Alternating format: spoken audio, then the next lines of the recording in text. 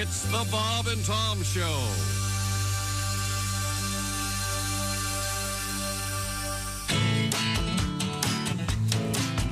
Being fiscally conservative, my friend, is what I'm all about. Squeeze a dollar so hard makes George's wooden teeth pop out. But something happens to me when I step onto a plane and open up that Sky Mall magazine. My heart starts a spinning, my heart skips a beat. I reach for the phone stuck in the back of the seat. I bought a surgical stainless steel turbo nose hair clipper. $59, a turbo nose hair clipper. Yes. Shipping and handling, a turbo nose hair clipper. Platinum finish, a turbo nose hair clipper. Well, now maybe it's a vertigo or maybe claustrophobia. 30,000 feet of pressure on my frontal lobia. Well, my eardrums squeeze and it muffles out the sound. I start to think about buying stuff I wouldn't look at on the ground. The night vision goggles, the electric muscle twitcher, and even that computerized cat box snifter. I bought a surgical stainless steel turbo nose hair clipper. A $59 a turbo nose hair clipper. Ergonomically guided, a turbo nose hair clipper. 6,000 RPM, a turbo nose hair clipper. A dual headlamps, a turbo nose hair clipper. A platinum finish, a turbo nose hair clipper. Hey, good morning. Welcome to the Bob and Tom Show. Jess Hooker, we're at the Silac News Desk. There's Pat Godwin. Hey there, Chickie. Hi, Dad. Josh Arnold, majestically striding into the Bob and Tom studios. The man, the tea bag. In his salmon shorts. Very sexy. Cutting quite the figure. Those are some skinny legs, my friend. I like the boy with the skinny legs. Isn't that how the song goes? Wouldn't you like to rest those up on your ears, right? What, Josh's legs? There's Ace Cosby. I'd pass on that. I'm Chick McGee, and here's Tom. Well, thank you very much. Welcome to the program. We heard about the turbo nose hair clipper. That's right. Apparently, we have some kind of nose hair letter coming up. I'm not sure about it. Josh opened the turbo nose hair, and I'm in the same boat. You have found a turbo nose hair clipper you like, correct? The Micro Touch Max, I'm a fan of, yes. Is that have the built-in light? It does.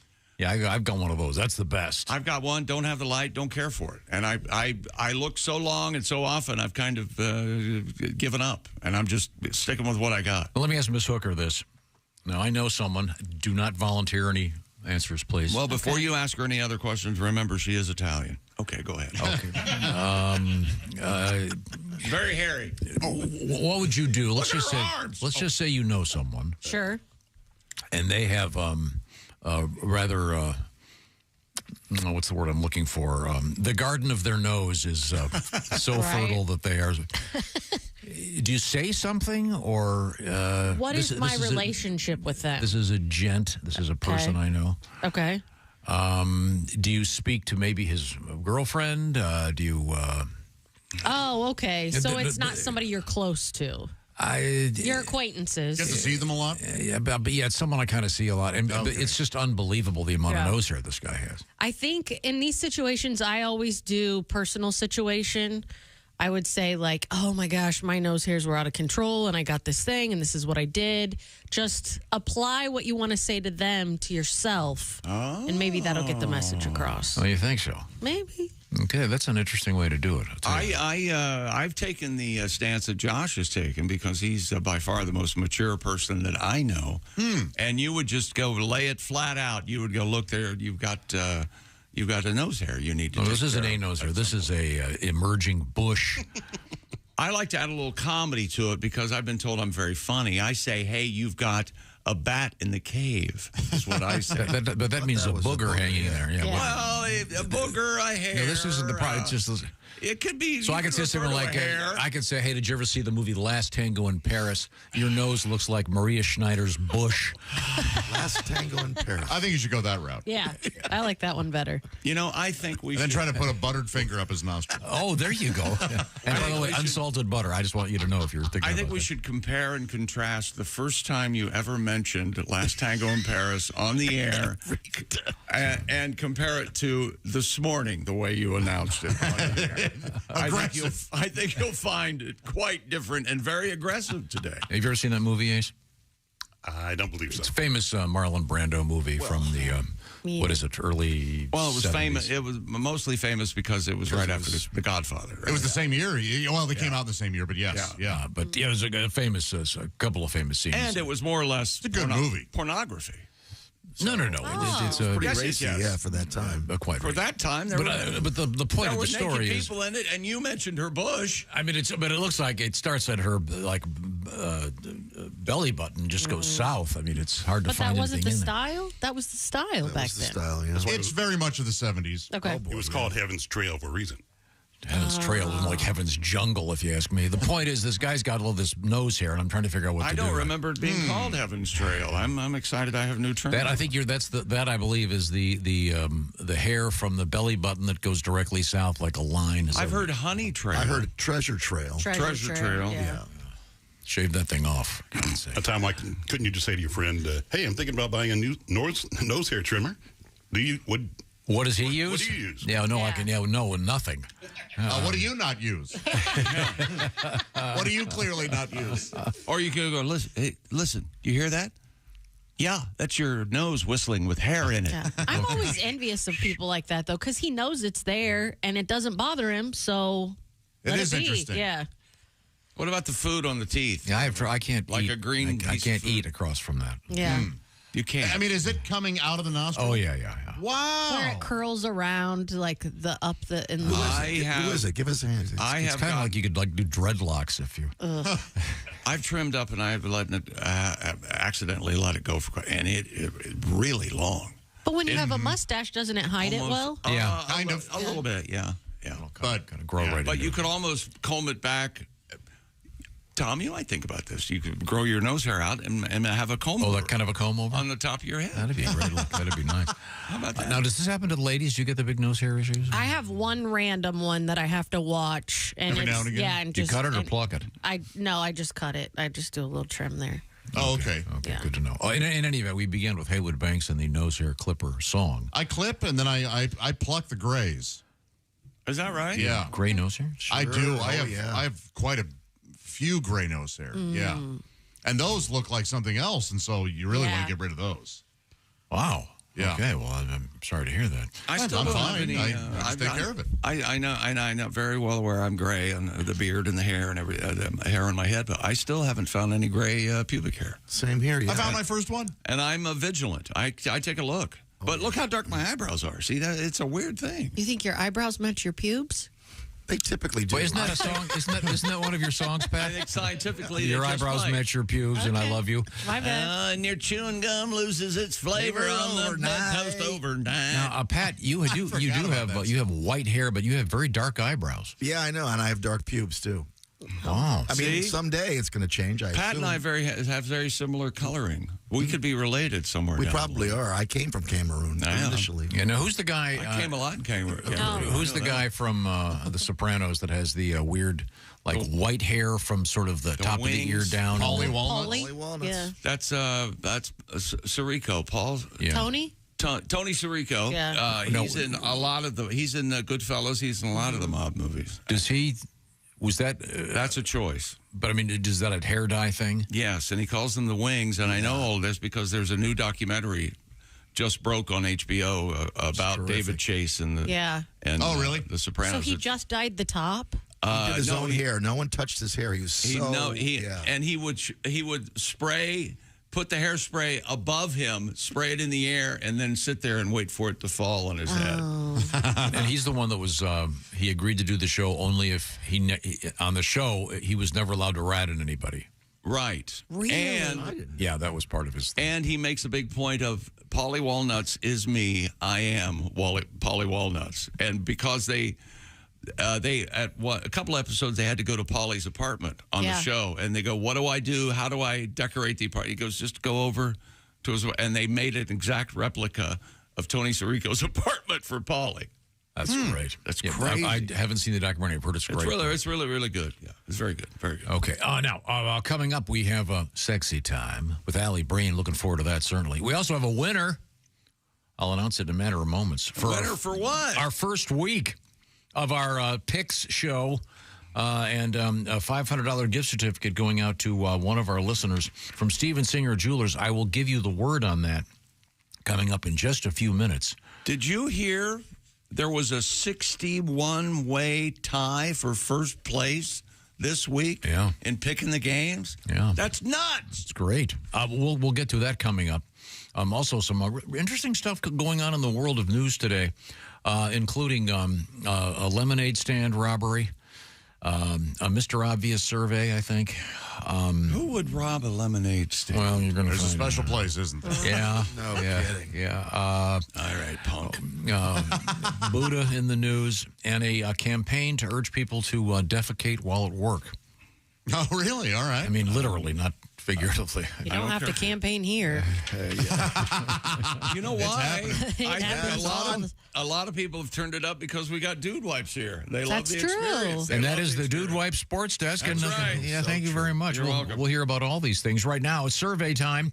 According to the AARP, 61% of Americans 50 and over are going, I'm worried about when I retire if I'm going to have enough money.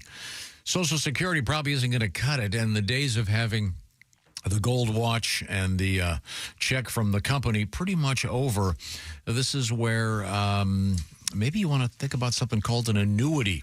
That's a way to get cash coming in when you retire. And this is what the folks at Silac are experts. They're all about annuities. Find out what I'm talking about by checking out Silac. And you can just go to bobandtom.com. There's a link right there, including a video featuring the very handsome Chick McGee. Hi. Or just go to Silac, SILAC-INS.com. That's SILAC-INS.com. Certain restrictions apply. See if you qualify. And find out what annuities are all about. Having that check arrive every month in your mailbox or maybe going directly into that deposit account. It's your choice. Look for the Silac link at bobandtom.com. It's the Silac Insurance Company. Breathe a little easier. Feel a little more secure in your life. We'll find out the details by checking out annuities from Silac Insurance. Also, coming up, Cheetos in the news again. We've had a lot of Cheetos and Doritos news lately. A couple of cool world records and more. And standing by, we have Pat Godwin with some music for us this morning. Sure. Okay, good. We'll look forward to that. This is the Bob and Tom Show. The Bob and Tom.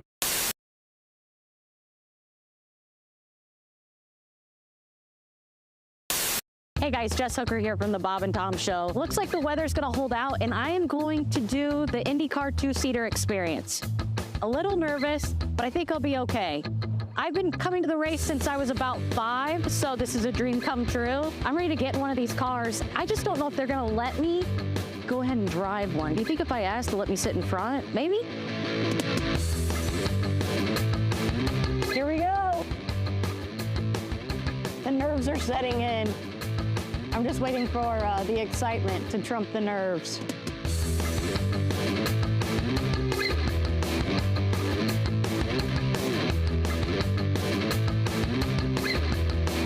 All right. Down and forward. Got it. Forward. Keep going. All the way down. Oh, geez. Yeah, We're in here. you don't have to hold on to anything. The car will hold on to you. Mentally, it feels like maybe there should be a handle somewhere. Maybe like one of those Fisher-Price car wheels. That'd be cool. Steering wheel. I thought about putting a horn in there so you can honk at the driver and make it faster or whatever. What's your name? Jeremy? Okay, hi, Jeremy. Just like to know who's making me safe. I'm not sure if it's sweat from nerves. I probably should have emptied my bladder. There's a lot of things going through my head right now. I love my family. Holy hell, it's running, guys. This ain't no game. Holy hell. Oh my God.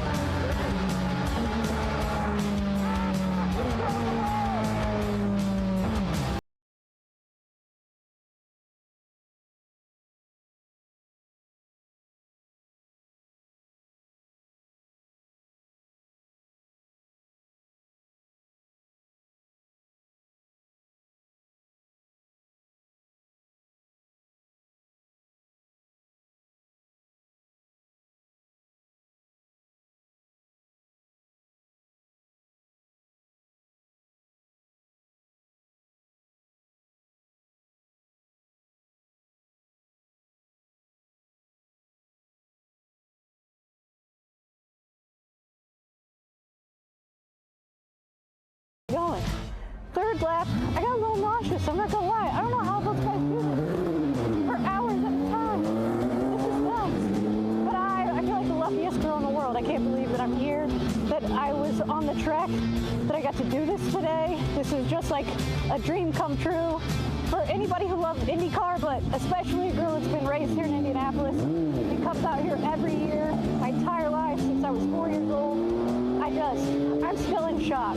But you cross over those bricks and you see the pagoda coming out of turn 4, and I don't know what I could compare it to. Holy hell, dude. Beautiful. I watch a lot of news. By the way, my favorite news channel is CNN Headline News. Is it? Because there's no segue between stories. They go from polar opposite A to B with nothing in between. Yeah. And that's what the future looks like with a nuclear North Korea. Coming up next, a boy in Pittsburgh collects nickels. It's like the news for people with ADD. We're all gonna die. Hey, a horsey. Squirrel. But these are some news stories that I noticed over the past several weeks. Could I share some? Sure. A woman in England pled guilty to disturbing the peace with her noisy lovemaking. Yeah. Well, she said guilty, but you could totally tell she was faking it. Sure. A company in Ireland created the world's first ever green technology vibrator that's powered by winding it up. Which means basically it's a jack in the box.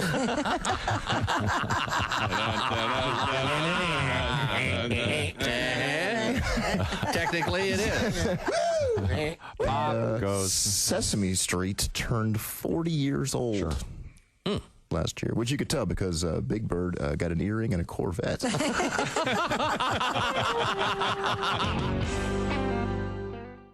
Hello. One, don't you think they should have Goofy's voice through the plane as you're landing? It's a little tiny.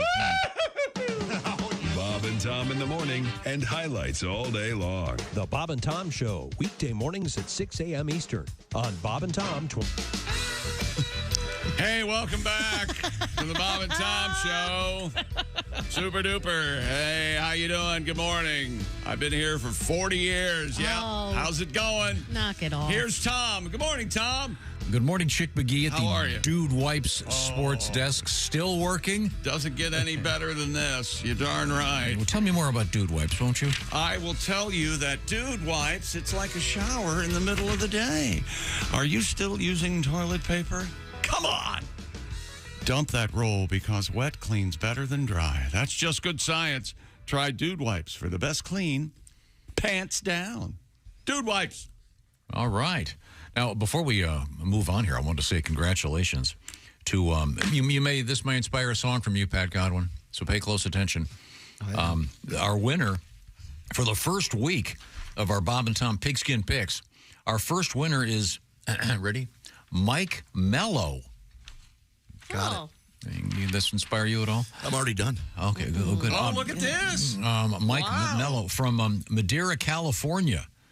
He won, as Chick mentioned, a 61-person tie for first place. Well, that's not. And he got 15 out of 16 of the games correct. Wow. But then he won the tiebreakers. So he wins the $500 Steven Singer gift certificate from Steven Singer Jewelers, found, of course, at IHateStevenSinger.com. And he'll get to make some picks against Chick coming up tomorrow on this show. Step into the octagon, Mike. 61 tied for first means the contest is too easy. We need to make it harder. Something's up. Yeah. Well, it's not easy to see the tiebreaker. You got to pick the score, and he only missed it by 1 point.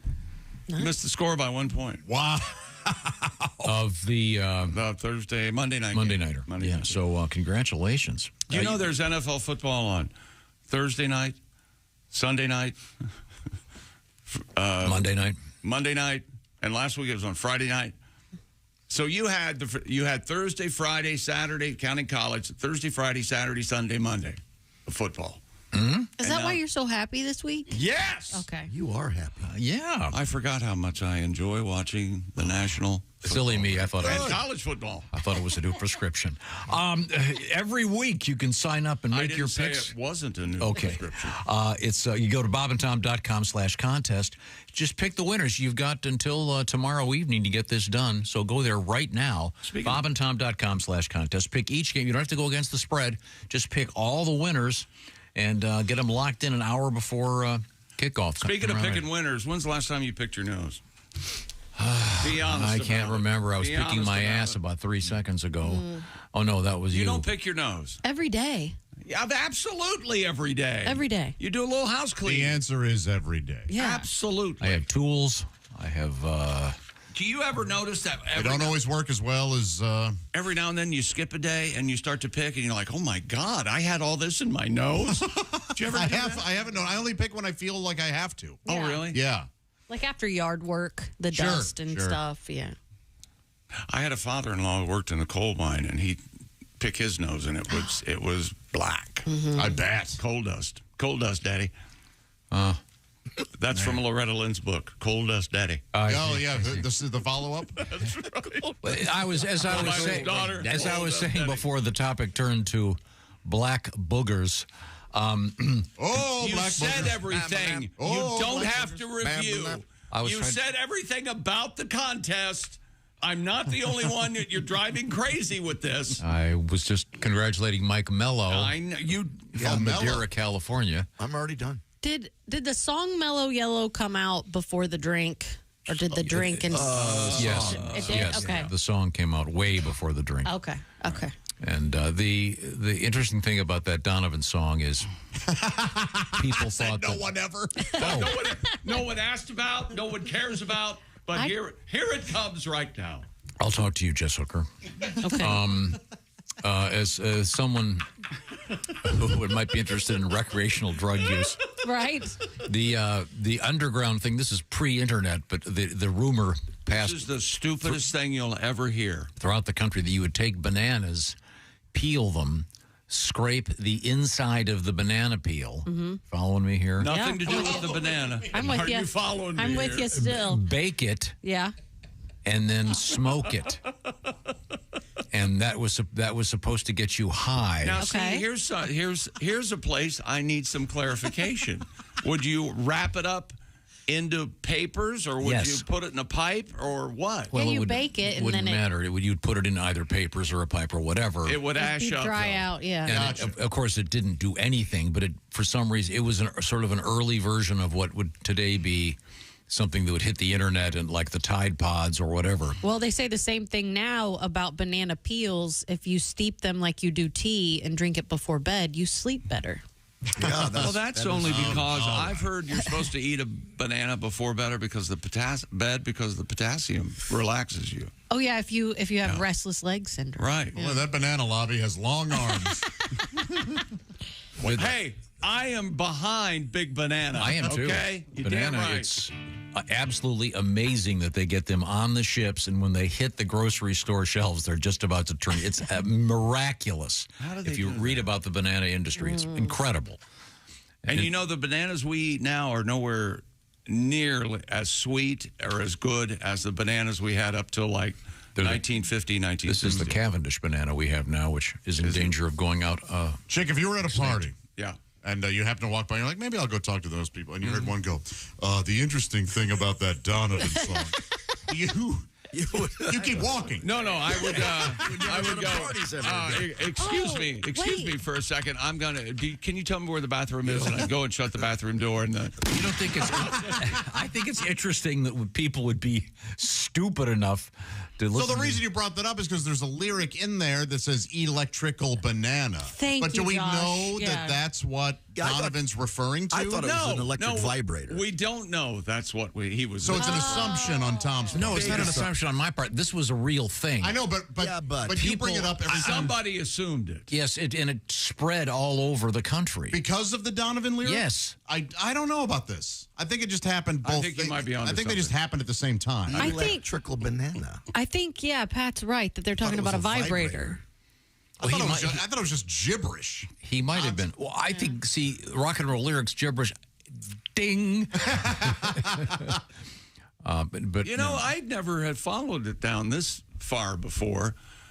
I don't know if you started the electrical smoking the banana, or it was we may have found patient zero, or it was an actual thing that everybody was hip to. I would know.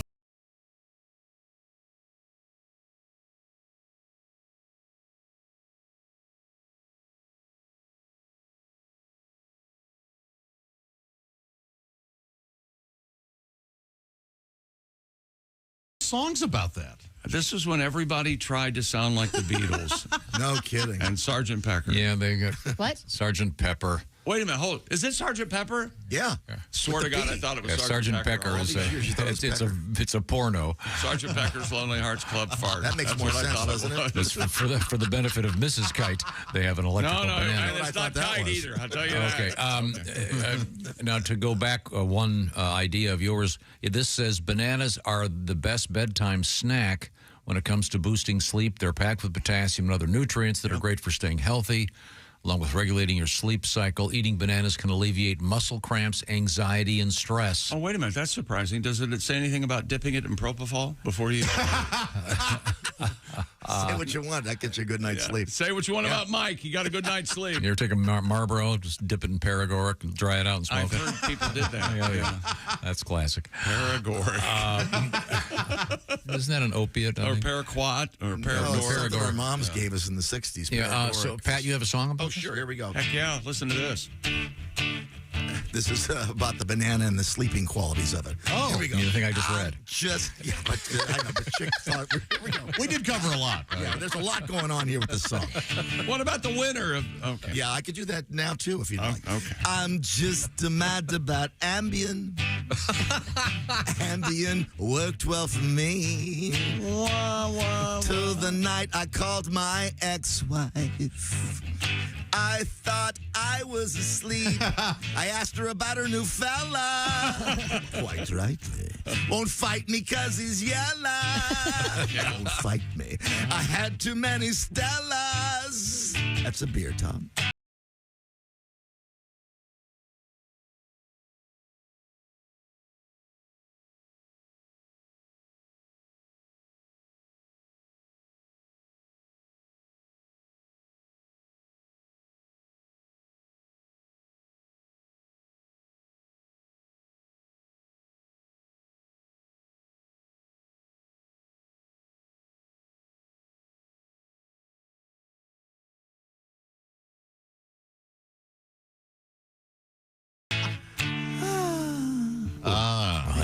And all that to congratulate Mike Mello from Madeira, California, the winner of Week 1. We have a song for Mike Mello. We have we have another song for Mike, our winner. I'm just mad about football. Oh, yeah. Football's been good to me. Wah, wah, there was wah. a 61-way tie, but I got San Francisco, you see. Oh, yeah. My name is Mike Mello. Quite rightly. Mikey! I'm a winning fellow. I'm up against chick, I'm not yellow. $500. Steven Singer's a good fellow. Oh, nice. Got it in, Tommy. Mike Mello.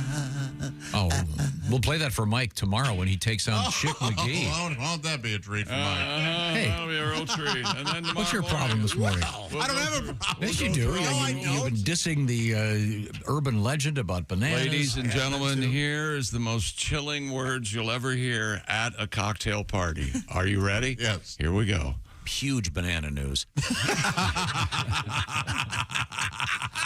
You have been on this banana thing and the Cavendish Every banana time. for 30 years. You know what it is? I am a little upset, and you know what it is? What? I took that damn what foods for your blood type thing, and it said I shouldn't be eating any bananas, and I love bananas. No kidding. Same. I can't. They're bad for me. I have an allergic reaction. And then I went, oh, you know what? I wonder if that's why every time I eat bananas, I feel awful. Yeah. That's weird. I know. What is this? What is this test? I ordered you one. We talked about it last week. You take a pin prick of blood, and you look and see what foods are. Yeah. You might not even know. You told me this? Yeah. And you said apparently wasn't listening. You asked me to get you once. Yeah. Even worse. And then I took another You have Ambien every day and you don't know it. I took another type, like food allergy type sensitivity thing or whatever, and dairy and bananas. They make your butt red, the bananas? They do, yeah. So I stopped shoving them up there. Were you greasing them up or just? No, that was you were raw dogging a Chiquita. I thought you told me. Doesn't raw dogging a Chiquita sound like a porno movie? It does. Your butt's red from scratching and the itching. That's what you told me. Oh, it was for a while. Yeah, man. Not anymore, thanks to dude wipes. Yes, that's right. Notice how the whole show is one big commercial. Dude wipes. Now, coming up in sports, what have you got coming up? Well, I can do something. I know. I just want I just want a little teaser. The NFL said, guess what's happening again? National Football League investigating the latest civil lawsuit filed against Cleveland Browns quarterback Deshaun Randy Watson to determine if he violated the league's personal conduct policy. Earlier this week, a new lady from Texas accused Watson of sexual assault in 2020 while he played for the Texans. League spokesman Brian McCarthy said the league is reviewing the complaint. In the lawsuit, the woman alleges Watson forced himself on her sexually during the incident at her apartment. He came to pick her up at the apartment. She thought went into the living room to sit down. She went into the bathroom, had the door open, and continued to get ready. All of us guys have seen this scenario. Sure. Yeah. And she's, so how are you doing? And she would try to talk to him, and he was talking away.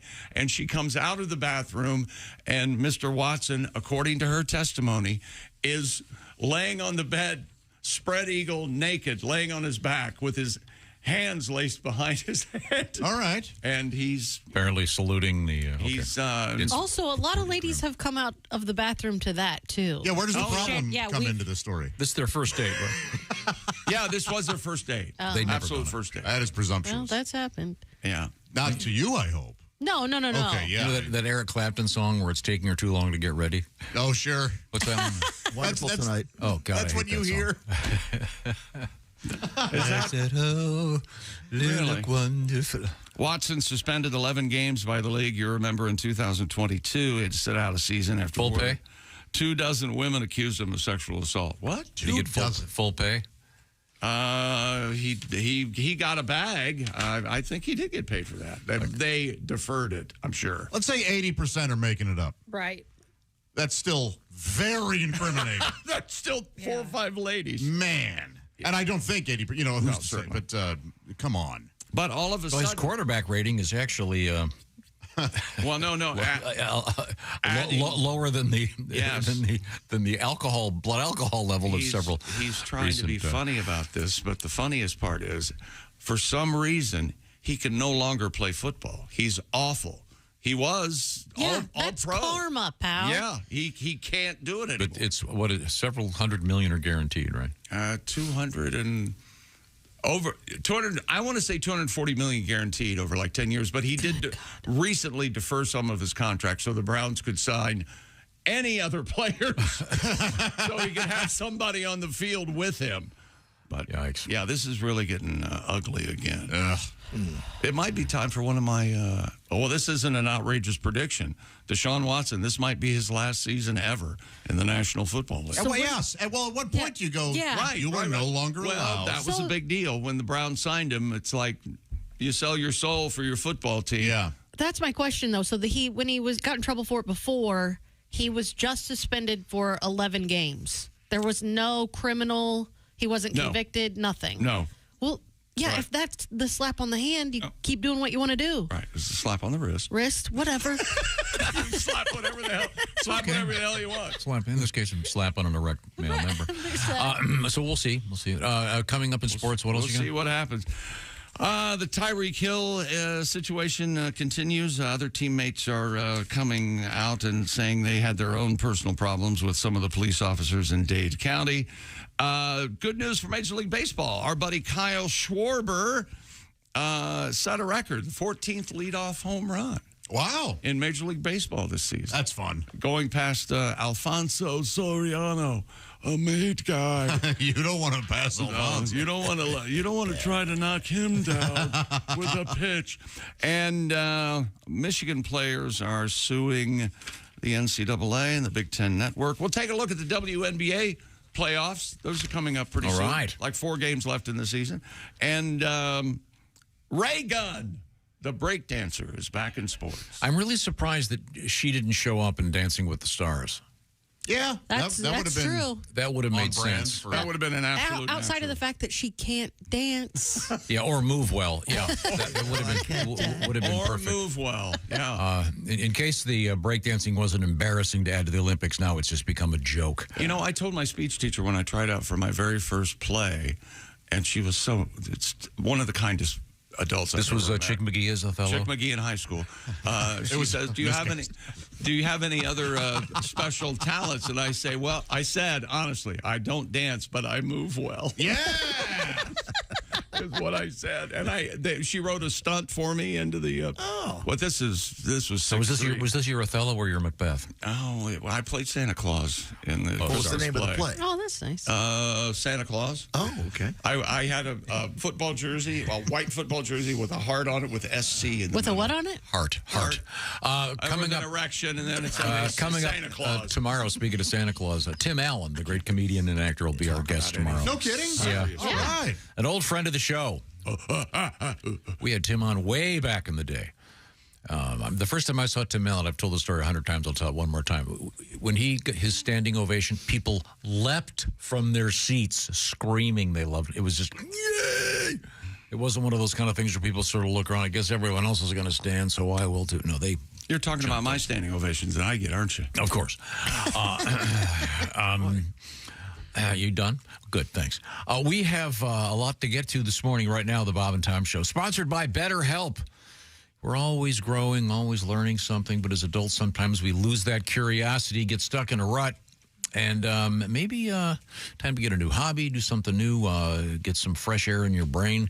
This is where therapy can help you reconnect with your sense of wonder. Reaching out for help with therapy is not a sign of weakness. Actually, it's a sign of strength, and it's become a lot easier to access therapy thanks to BetterHelp.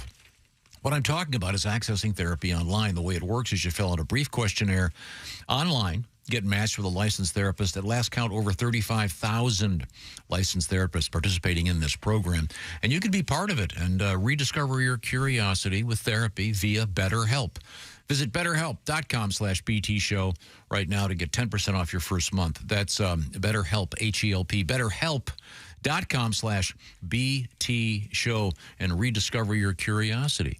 And once again, the therapy done online, you can do like it's a phone call or like it's a Zoom call with the TV on, the camera on, I should say, or you can do it texting back. It's up to you. It's all about convenience. You can do it where you want to, when you want to. Find out all the details. Once again, BetterHelp.com/BT Show. Coming up, a house for sale, or just half of one. We'll find out about that. Ever heard of symbiosexual? It's one of those. That sounds like you're ready for sex, and it's all fate, and here we go. That's not it, but we'll find out what it means. This is the Bob and Tom Show. Hey, want to win a $250 Amazon gift card? Tell us a little bit about your...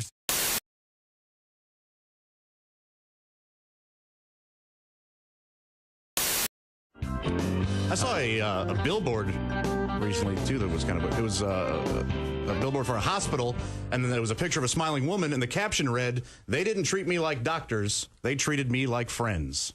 Like, well, that's great for her. I mean, she must have really good friends. Yeah. Me, when I have to go to the hospital, I want my doctors to treat me like doctors. Okay? Yeah. To hell with my friends. Yeah. My friends don't know how to treat me. Yeah. I had sunburn once. You know what my friends did? They slapped it. Yeah. Sure. When I told them it hurt, they just slapped it harder and more frequently. Yeah, absolutely. All right, I want doctors who are going to properly diagnose my condition, not my friends who are going to tell me I have a fatal case of the queers. Yeah. I want doctors, all right? Yeah. Doctors who are going to bring me medicine, not beer that's been kind of peed in. Yeah. I want doctors were going to provide me with proper treatment. What? You need new friends, pal. Yeah, really. What's this peeing in the beer routine? Doctors were going to provide me with proper treatment, not my friends who were going to shoot me with Roman candles as I struggle to get out of a hammock. It's always funny on YouTube. Always funny. When do you not struggle to get out of a hammock? I mean, is there an elegant way to get out of a hammock? No, there isn't. No. Especially when you're being pelted with Roman candles that are lit.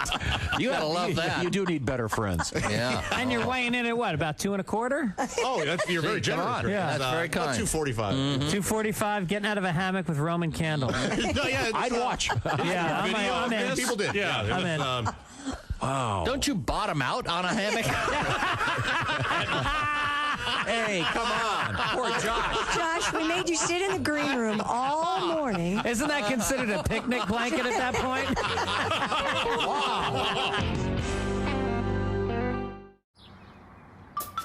Is that Chick McGee? Why, it sure is.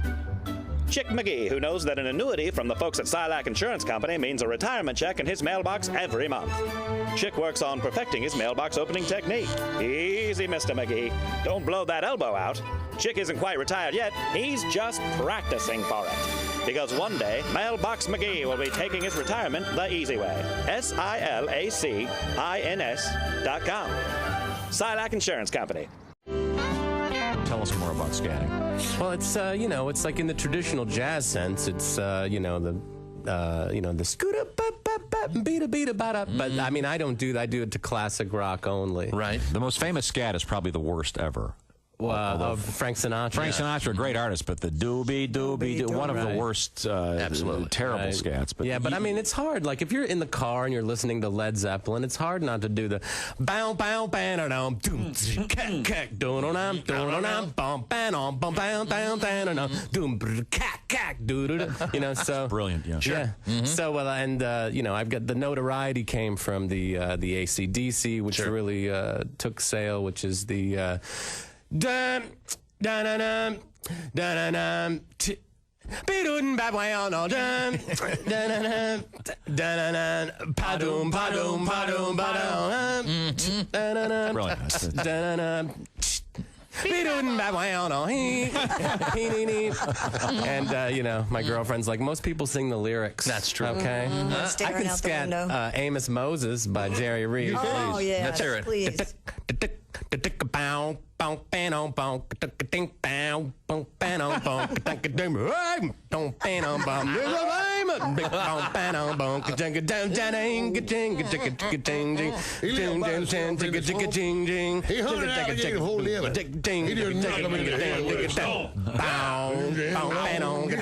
that note, we have to go. Thanks for joining us. Hunting alligator down in the swamp. This is the Bob and Tom Show. Good morning. Hello. And we are joined in the studio by our guest comedian, Clinton Jackson. See, I got the name of two presidents, right? I was just thinking about that. That's the way people don't. Yeah, see, Bill Clinton and Jesse Jackson. Boom. Just wanted to scare a few people. Oh, man. Now, Clinton, I was told that you were part of a comedy festival in Aspen. Mm-hmm. Indeed, I was. Now, do you ski? No, I do not.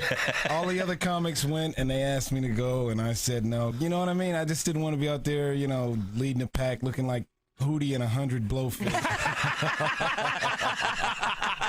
On a hill. Bravo. Wow. I did not ski.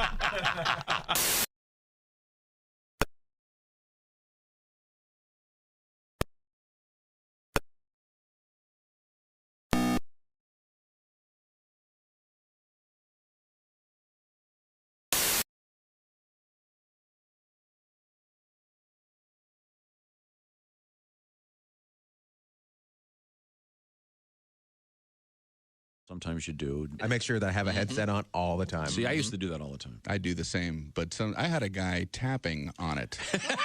No way. Yeah. Can you turn that down? And I'm like, how do you ignore a guy tapping on your big headphone with the light on? And I'm like, yeah. And he goes, and he just started the small talk, like business or pleasure. And I'm like, music. I'm into the music, so I had to kind of take them off and be polite, and it was very awkward. I'll bet. Yeah. That's quite an invasion, I think. It's You very never much tap on so. somebody's headset. Yeah, no kidding. Plane's on fire, sir. Oh, okay. That's your personal space. No one's supposed I to be think in there. so. Was it John Candy? Because it sounds like planes, trains, and automobiles. My dogs are barking. Hi, this is Bobcat Goldthwait. You're listening to Bob and Tom Radio. Think you know your pro football and want to put your knowledge to the test? Then play Bob and Tom Pigskin Picks every week at bobandtom.com/contest. It's your chance to win a $500 gift card from Steven Singer Jewelers. Just pick the winners of this week's pro football games and you could win a $500 Steven Singer gift card. Head to bobandtom.com/contest and play Bob and Tom Pigskin Picks. Bob and Tom. I listen to Bob and Tom. I listen all morning long. And visit bobandtom.com. Bob and Tom. With Christy Lee and Chick McGee. You guys rock. Christy All page. Hey, welcome back to the Bob and Tom Show. Once again, Tom hopefully, again, maybe you're lucky he'll tell this story again. Huge banana news. That's coming up. And other sports. Set up a great set of songs from Pat Godwin because we were congratulating Mike Mello of Madeira, California, our week one winner of that gift certificate for $500 from Steven Singer Jewelers at IHateStevenSinger.com. I'm just urging people to do this right now. Go to bobandtom.com/contest. Pick the winners for pro football this coming week because the first game is Thursday night for week 2. And you got to make your picks. And by the way, Mike's going to be calling us tomorrow from Madeira, California. He'll be picking against Chick McGee in the famous shoe-in of the week. We certainly look forward to that. So go to bobandtom.com/contest right now. Make your picks. Have some fun. You could win that gift certificate from IHateStevenSinger.com. I believe McGee, we go back to you, yes. I believe we have an update, ladies and gentlemen, from the County Line Orchard in Hobart, Indiana. And we have a picture. That's right. In their cornfield, they have cut an image of Caitlyn Clark. Really? That's exactly right. It resembles there she is, the number 22. That's cool. Within the farm's cornfield. How do they do that? And holding a basketball. Drones and it says GPS. That's quite nice. Nicely lettered too. We heart Caitlyn Clark. It's really nice looking. Yeah. So do they do that with like a lawnmower? I don't know what exactly they. I don't know what they cut It's into farm the equipment. cornfield, but that is really cool. Yeah. Oh, look! I think right next to it has a teddy bear or something. You like the corn mazes, Tom? I'm terrified of them. Oh, do you do them?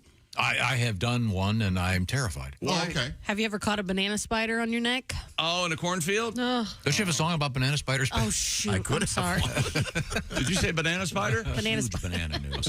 Yeah, they're always having to shake tarantulas off those bunches of bananas and stuff. Oh, yeah. We always get that news story about someone who's they're at some grocery store, in some small town in Iowa, and there's some exotic spider crawling up their Wonder Bread. Hey, what the hell's that thing doing in there? Now, in your scenario, the spider is talking. Hey, is that what I heard? No, the grocery shopping person is going, what the hell? Caitlyn Clark is enjoying a phenomenal rookie season, and likely, she's going to win the league's Rookie of the Year. Maybe. Of course, the former Iowa Hawkeye is currently averaging 19.2 points a game, 8.5 assists, 5.8 rebounds, 1.3 steals, 34.7 of her shots from beyond three, and Clark also leads the Fever in points, assists, and steals. And if the playoffs were to begin today in the WNBA, I love it when my favorite sportscasters do that. If the playoffs were to start today, you'd have the number 1 seed Liberty Liberty. Hosting the Chicago Sky. You'd have the Aces, the Las Vegas Aces and Seattle Storm, Phoenix Mercury and Minnesota Lynx, and the Fever. Their first opponent would be the Connecticut Sun. Like 4 games left in the WNBA season. It's fun. And on and, to... Caitlyn always credits the team, her teammates. It's great person. More than fun. Chick, do you say Connecticut? No, because I learned their unofficial slogan for Connecticut is the middle C silent. Yeah. Connecticut. Did you know that? One of those things you just have to keep in mind when spelling it. Connecticut. Connecticut. Former Michigan football stars Denard Robertson and Braylon Edwards are suing the NCAA and the Big Ten Network. With other former Michigan players, they claim they lost out on more than $50 million during their college careers because of the NCAA's now lifted ban on athletes being compensated for NIL, name, image, likeness. The federal class action antitrust lawsuit filed in the Eastern District of Michigan on behalf of all Michigan football players who played before 2016. This is a can of worms. If they are successful, then all college football. Oh, my God. So you can go back then. It's a precedent if that's what this is all about. There you Where's go. that money going to come from? The NCAA, the guys who work They're there broke, aren't they? have to go to their banks, and they have to give a bank statement. ATM. Get the ATM and see how much money you got. The infamous Australian breakdancer, Tom, and I know this was specifically the event you were really looking forward to in the Paris Olympics. No, I thought it was going to be an embarrassment, and it was. The breakdancer who calls herself Ray Gunn from Australia is now ranked as the #1 breakdancer in the world. Yeah, that's the whole thing. She's actually quite good. Despite her... No, she's not. She is. She is like a dancer. But the thing she did at the Olympics was purposefully bad, I thought. But also her husband was the judge. That was all debunked. Was it? Yeah. Are you sure? Oh, yeah.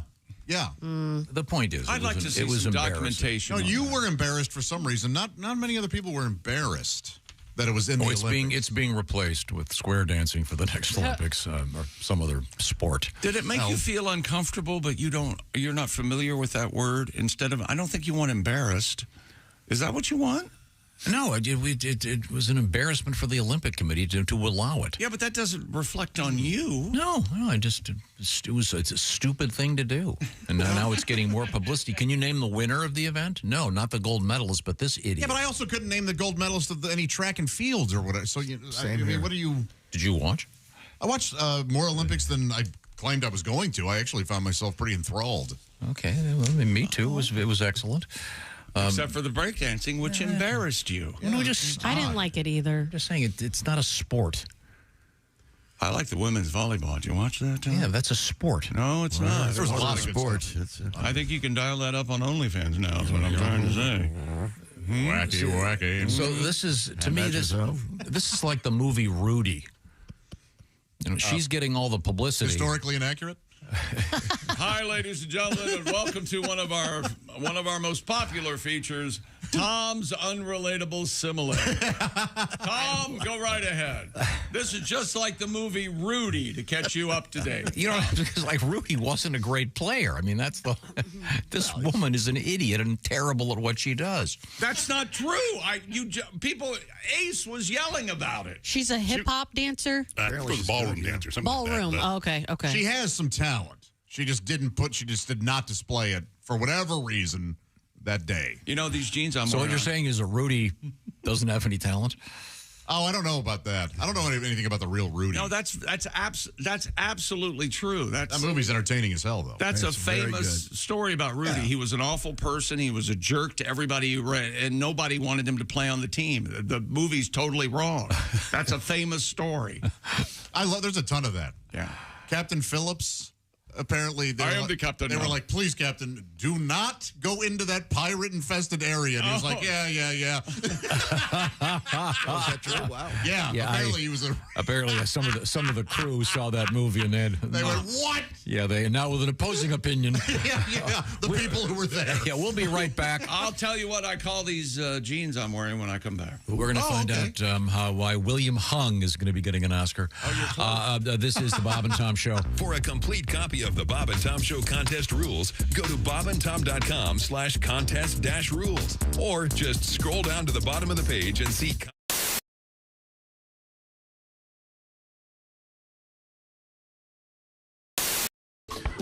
Now, what's this next tune? Well, this is a love song, baby. You know when you love somebody, but you don't get it back. It's about a girl that did not return her. She already had another love. And it's actually a song about that other love of hers. I can't stop thinking about her, baby. Here we go.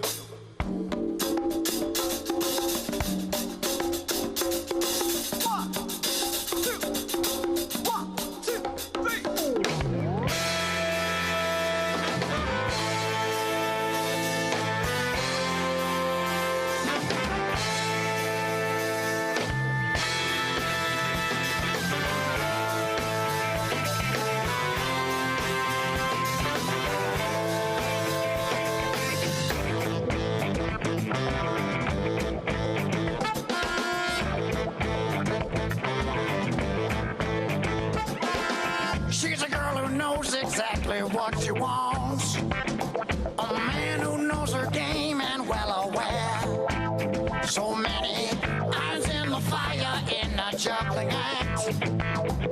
Tricks on the hook, balls in the air.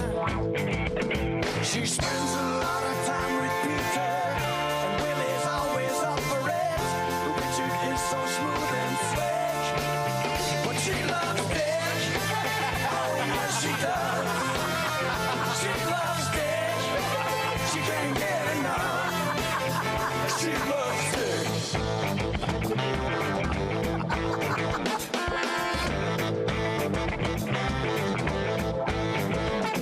So many men, so little time.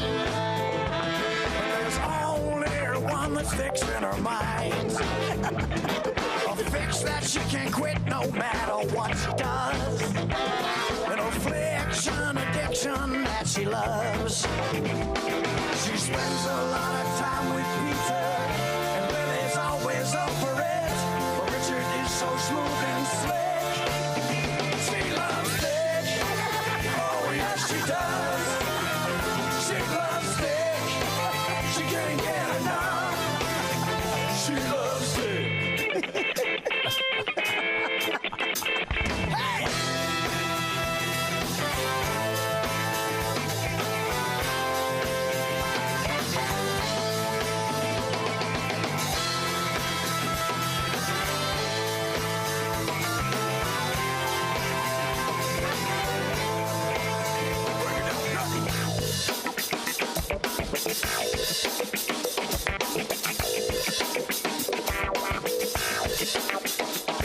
If you listen to her talk, you think Richard was a cock of a walk. He's good to the last drop. And she can't stop, she can't stop. If you listen to her talk, you think Richard was a cock of a walk. He's good to the last drop.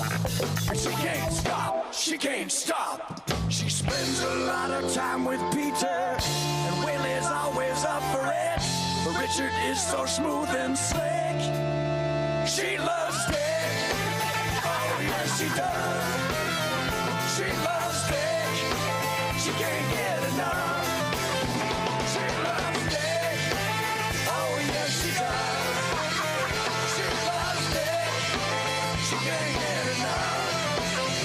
She loves Dick. Yeah. Oh. Hey, hi, it's Tom from the Bob and Tom Show. Miss some of the show? Become a Bob and Tom VIP and subscribe to the audio and video podcasts. The Bob and Tom Show, on air, on app, and on demand. Okay, let's go see Bob and Tom. Yeah! You can't say it on the air. Trust me, not the way you want to do it. I've been over this 100 times. If you say that, we're going to get a fine. We're not going to get a fine. The average idiot's going to perceive it as the noun. No. We can't do that. You can't say that on the air. It has no meaning as a verb, whereas my term can be taken two ways. That's why the joke has a joke. No, you can't do that. Kids, let me just ask you this. Am I right? The only way to make this joke funny, you've got to use the word cornhole.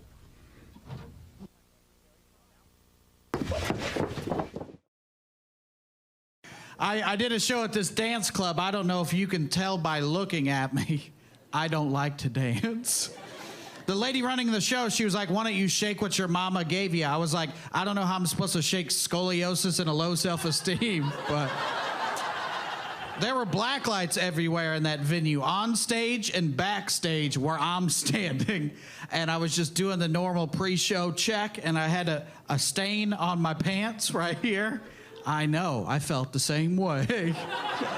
What had happened was, you know when you put your pants in the washer and you dump the soap in, it all landed right here, and that shows up under a black light. I didn't know that, and neither did anybody else. Because I was on stage and everybody was like, oh man, that is a lot.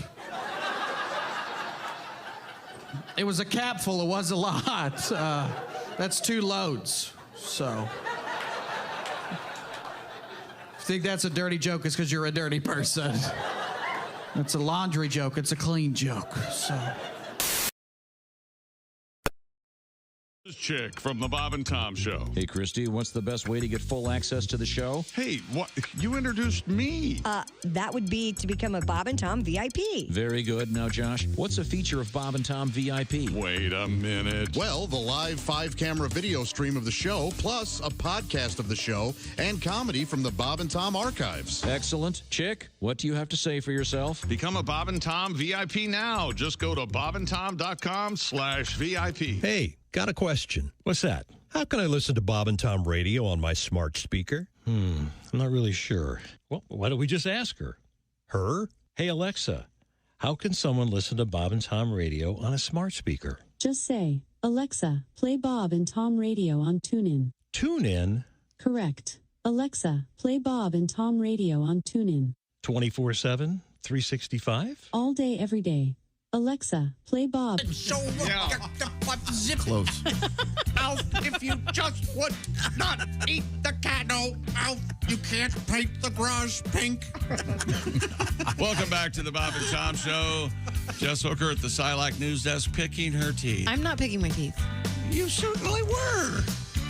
Chewing on the stir.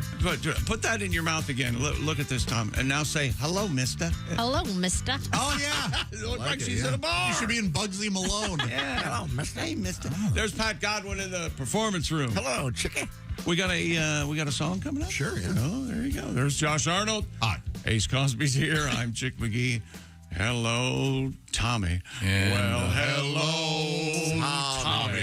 It's so nice to have you back where you Instead of wandering the halls during the commercial and losing track of time. Tommy. Wasn't wandering the halls. Yes, I was you were. heating up some coffee. He was heating up coffee. Seeing a man about a horse. I love that phrase. Now, going where even the Kaiser goes alone. Oh, I love that. That's a very good one. You want to see where the horse bit me? Huh? That's Chick McGee reporting from the Dude Wipe Sports Desk. Sitting in for Christy Lee, it's Jess Hooker. And, of course, Ms. Hooker is found right over there. Can you see her? Right here. You know where she is, don't you? Yeah, she's over at the Silac Insurance Company News Desk. Very good, Josh. Thank you very much. We're going to check in with Chick McGee, and as we continue to review things in the world of sports. The World Dance Sport Federation recently released the latest rankings of break dancers, and Rachel Gunn, that's right, Ray Gunn, the Australian break dancer from the Olympics, is sitting at number 1. She's very good, very good. According to news.com.au, yeah, that's a gold website. An elemental joke. The 37-year-old, atomic weight 79. Oh. The 37-year-old breaker achieved the ranking after earning 1,000 points for winning the WDSF Oceania Championship. 85 is my atomic goal weight. Oh.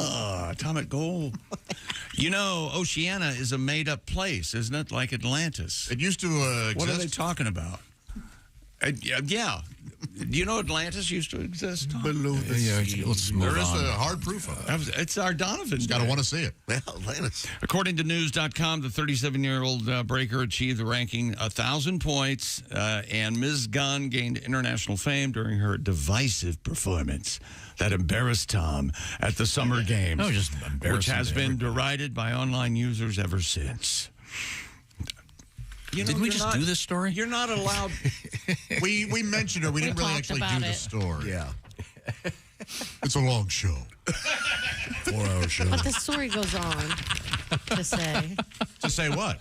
I didn't think there was an option to do this before I read one of your stories. Guess what the story going on I'll to say. keep that in mind. She's retiring. She's not going to break dance anymore. She's done. She's done, right? All right. Ms. Gunn told news.com.au she'll be stepping away Yeah, go out on top, I say. from competition. On top. She's number one. Being number one. That's right. It's by the august ranking body of breakdancing. Who I believe Jess suggested might be run by her husband. Oh, and by We the don't way, quite know. speaking of stories we've done before, the Kansas City Chiefs superfan will be spending more than 17 years behind bars. Just did this story the other day. Come at me, will ya? Was he convicted, though? Yes, he was, and I had that in the story. 17 years. And you know How why many- you didn't listen? Because you don't listen to our show. Ever. 17 years? That's a... Xavier Michael Babador. Wait a second. 17 years is what? Well, I'm trying to figure out a better way to... this guy was the super I thought we were fan. gonna- No, I'm just trying to do a little math here. Okay. 17. That's... I can't wait to hear how this doesn't pay off. that'd be... Here it comes. It'll be about a cellmate. You know? no, that'd be more than 500,000 quarters of football. Chick's face suggests it didn't pay off even less than you thought it would. Oh, yeah. It's unbelievable. So by the time this guy gets out of jail, Patrick Mahomes will be 50 years old. How about that? How old is he? Yeah, Pat's what, 27, 28, 29? Is he 30, under 30, really? 30, yeah. Oh, my God. No, I'm under 30. They're going to get 5 Super Bowls. Oh, yeah. I'll have 12 rings by then. And more stuff we went over yesterday. The judge also ordered him to pay $500,000. What'd he do? Restitution. Robbed a bunch of banks. See, I didn't hear the story when you read it the first time, so I didn't know. You didn't pay attention either. No. Wait a minute. Are you and Tom somewhere? What are you doing? No. Are you making out Wasn't with even Tom? here. No, stop Coming it. up in the news, by the way. My breakfast? Making out. I love making out. Making out in the news. I love making out in the news. Is making out still a saying? Yes, it's not necking. No, I know necking is way gone. You say tonsil hockey, don't you? No, but Frenching. smashing? You smash? That's actually sex. That's sex. That's smashing is sex. Yeah, that's a game. Smash or pass. You What? Whoa. Okay, so Tom, here's how it works. Jess, Yeah. Kevin Klein. Smash. Okay, all right. There you go. Yeah. So, Isn't this the one? Isn't the third category murder or something? no, that's different. That's a whole different game. Oh, okay, sorry. Marry, F, or kill. Yeah. Oh, okay. Yeah. That's different. Yeah. Sorry. So, you just name people, then Jess will tell you whether or not she would want to have a little conjugal visit. what? Yeah. But I think only Conjugal visit, famous Pat. people, right? It could be anybody. They do different, like athletes. You could do an athlete portion. Oh, okay, OJ. He's kind of attractive. Kind though, of your right? type. I like him. I love his voice. Rest in peace. Rest in peace. Rest in hell, you murdering a-hole. God. Now, hang on. Opinions vary. Jess found the whole thing to be very misunderstood. Yeah. He's misunderstood. He has a wonderful smile. Yeah. Do you like What can I guys? say? I Do you like like guys? a-holes. Do you like guys with beards? Do you like beards? I do love beards. Yeah. I like Charles facial hair. Manson. It's an easy no. No, it's not. Yeah, it is. Out of context. No, this is strictly on looks. It has nothing Here's to the do thing. with about the Oh, person. okay. I'm sorry. I didn't realize the rules. She is playing the game correctly. Yeah. I didn't realize. Yeah. It's strictly looks. So is Okay. that how you find a man in your life? No, not anymore. So, oh, wait a minute. So there was a time. So strictly looks. This is getting That's weird. interesting. No, you I remember would, that look I had on my face when he did the quarters thing about the guy? But never mind. Yes. Oh, yeah. So the Kansas City Chief guy's in jail, huh? Yeah. 17 years, $500,000. Let's play Smash or Pass with Tom. Okay. Does this guy get to keep the suit? Can he watch the games from prison? Why don't you ask him, Tom? Get a hold of him, man. Smash or pass on this guy? I haven't seen him. I don't know what his face looks Tom, know. Katie Couric. Oh, I think she's lovely. Yeah. Smash? Absolutely. Okay. All right. Yeah. All right. I pass. She doesn't have any eyebrows. It freaks me out. Oh. Always freaked me out. I smash.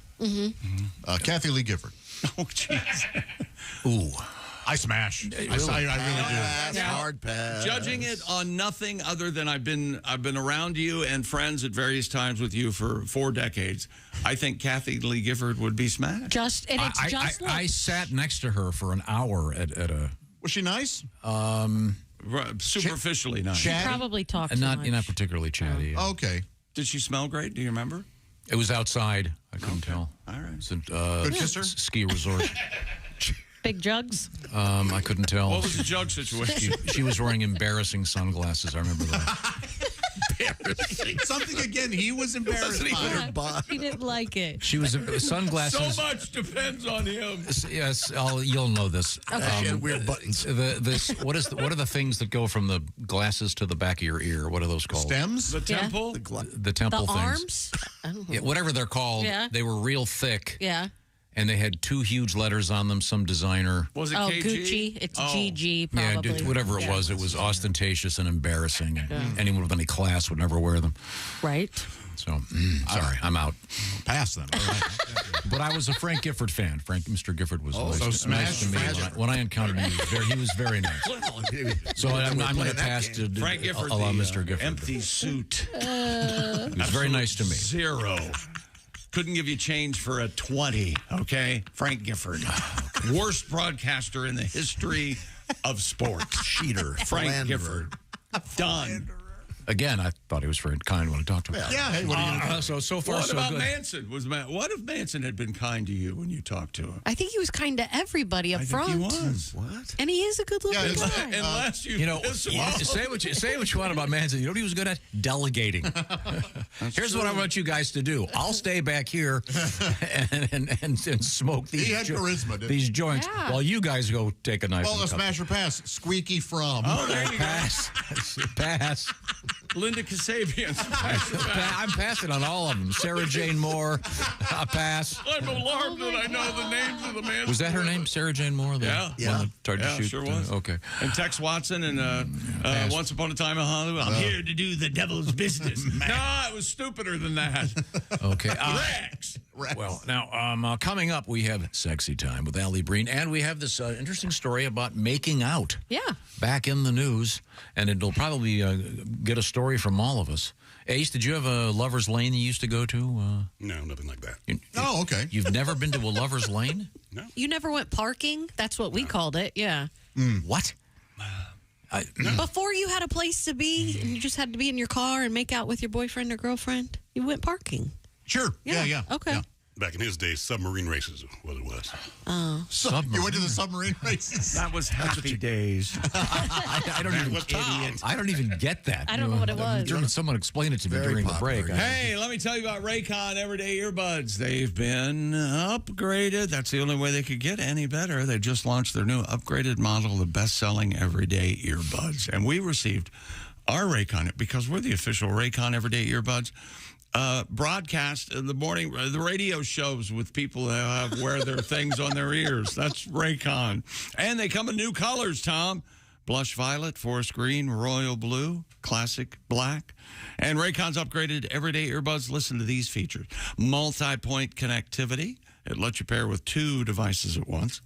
Quick charge function and active noise cancellation. Plus, the ergonomic earbud shape fits the widest range of ears, and optimized gel tips provide a cozy custom fit. And Raycon offers a 30-day happiness guarantee. So go to buyraycon.com/Tom today and take advantage of the deal we've arranged for you. 15% off your Raycon order plus free shipping. That's right, 15% off free shipping at buyraycon.com/Tom. That's buyraycon.com/Tom. Got the answer. What? How many quarters of football this guy's going to be in prison? You're counting 17 years? Yeah. Okay. It's 596,075 quarters of football. If you want to give it, it's something he'll understand if you're the judge. That's in clock time, though, right? Not real time. Yeah, if there are timeouts, this guy's really screwed. He's going to die in jail. You're welcome. This is the Bob and Tom Show.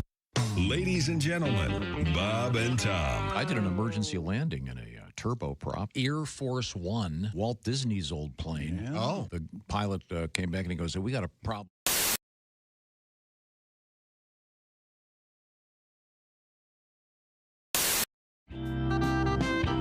Now, your kids are, 11 is your son, right? Yes, correct. How old's your daughter? 6. 6. Okay, great. Yeah, she still gets away with stuff, probably. 6 years old. She's so funny that I just refuse to punish her for anything. Right. She came up from kindergarten one day and she goes, "Dad, Stacy and I were playing catch and she hit me right in the balls." She only has an older brother. She's only heard that area referred to as that. A good dad would tell her that she's wrong. I am not going to do that. I have chosen to use that to my advantage. She'll be on her first date and making out with some dude and she'll be like, "Touch my ball." Guess who's done making out? Until at least college, because now everyone in high school thinks she has balls. Thanks, Facebook. Best daddy. Come on. Bob and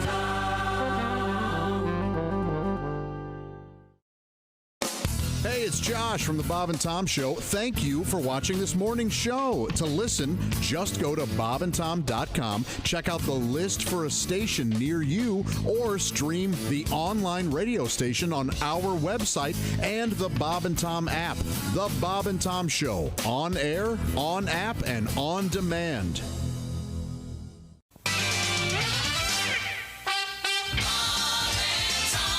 Hi, he's Bob. I'm Bob. And he's Tom. And I'm Tom. What is it, Tom? San Francisco's gay Jewish congregation, Shah Ar-Zahav, has dedicated its new synagogue. This is true, with 2 members engaging in the ceremonial blowing of the ram's horn. KIZZFM. Kiz. Lucky that doesn't start with a J. Stop it! Dr. Ruth, can I get pregnant when a man undresses me with his eyes? Only if he's cockeyed. Golly, Earl. That might be a pretty good idea. I'd killed my wife when I'd wanted to. I'd be out of jail by now. Dr. Ruth, when I'm dancing, what part of my body should not move? Your bowels. I got some DAP butt crack filler putty back here. We'll just fill that crack right in there, Bob. Comedian Tim Allen. Oh, God. Using laxatives and a rectal scope, doctors were able to collect evidence over a period of 4 days. I must have one. Rectal scope is a mouthwash. Your color's back to your face? Oh, I was gray this morning. So is yours, Tony. Tony, you're... I'm sorry. Thank you. I've got to go. You're gaining weight. My wife, when the first time she was pregnant, all I saw of her for 9 months was her ass hanging out of a refrigerator. And if you believe that, I can't say that. Bishop Emeritus Frederick W. Freaking, who headed the Roman Catholic Diocese. That's his name. He was 85. Did they have to pull the freaking plug? Hey, boys, this is the Pope. It's the Pope. I got to go to the freaking funeral. Really, yes. I blame Dan. So, Dan, you're getting divorced. Huh? I know. Yeah. But I mean, really, even on like careers. I mean, it is tough, on the road. But we're just so different too. Like, comedy, and she is an electrical engineer. Very, very different worlds. Okay. Wow. And I probably should have listened more too, because I realized after her doing that for 9 years, the only thing I know about her job is that it has to do with electricity and engineering, and that's it. It's so boring. Like, I hate it. Like, she would try and describe it to me, and she would use these technical words that I don't understand. And then she would dumb it down with smaller technical words I also don't understand. All right. So it would just be frustrating. Like I would feel like some dumb monster just incapable of knowledge. Just like, me no like talk now. Dan Hart hurts. Dan Hart sad. I mean, seriously, the things she would say.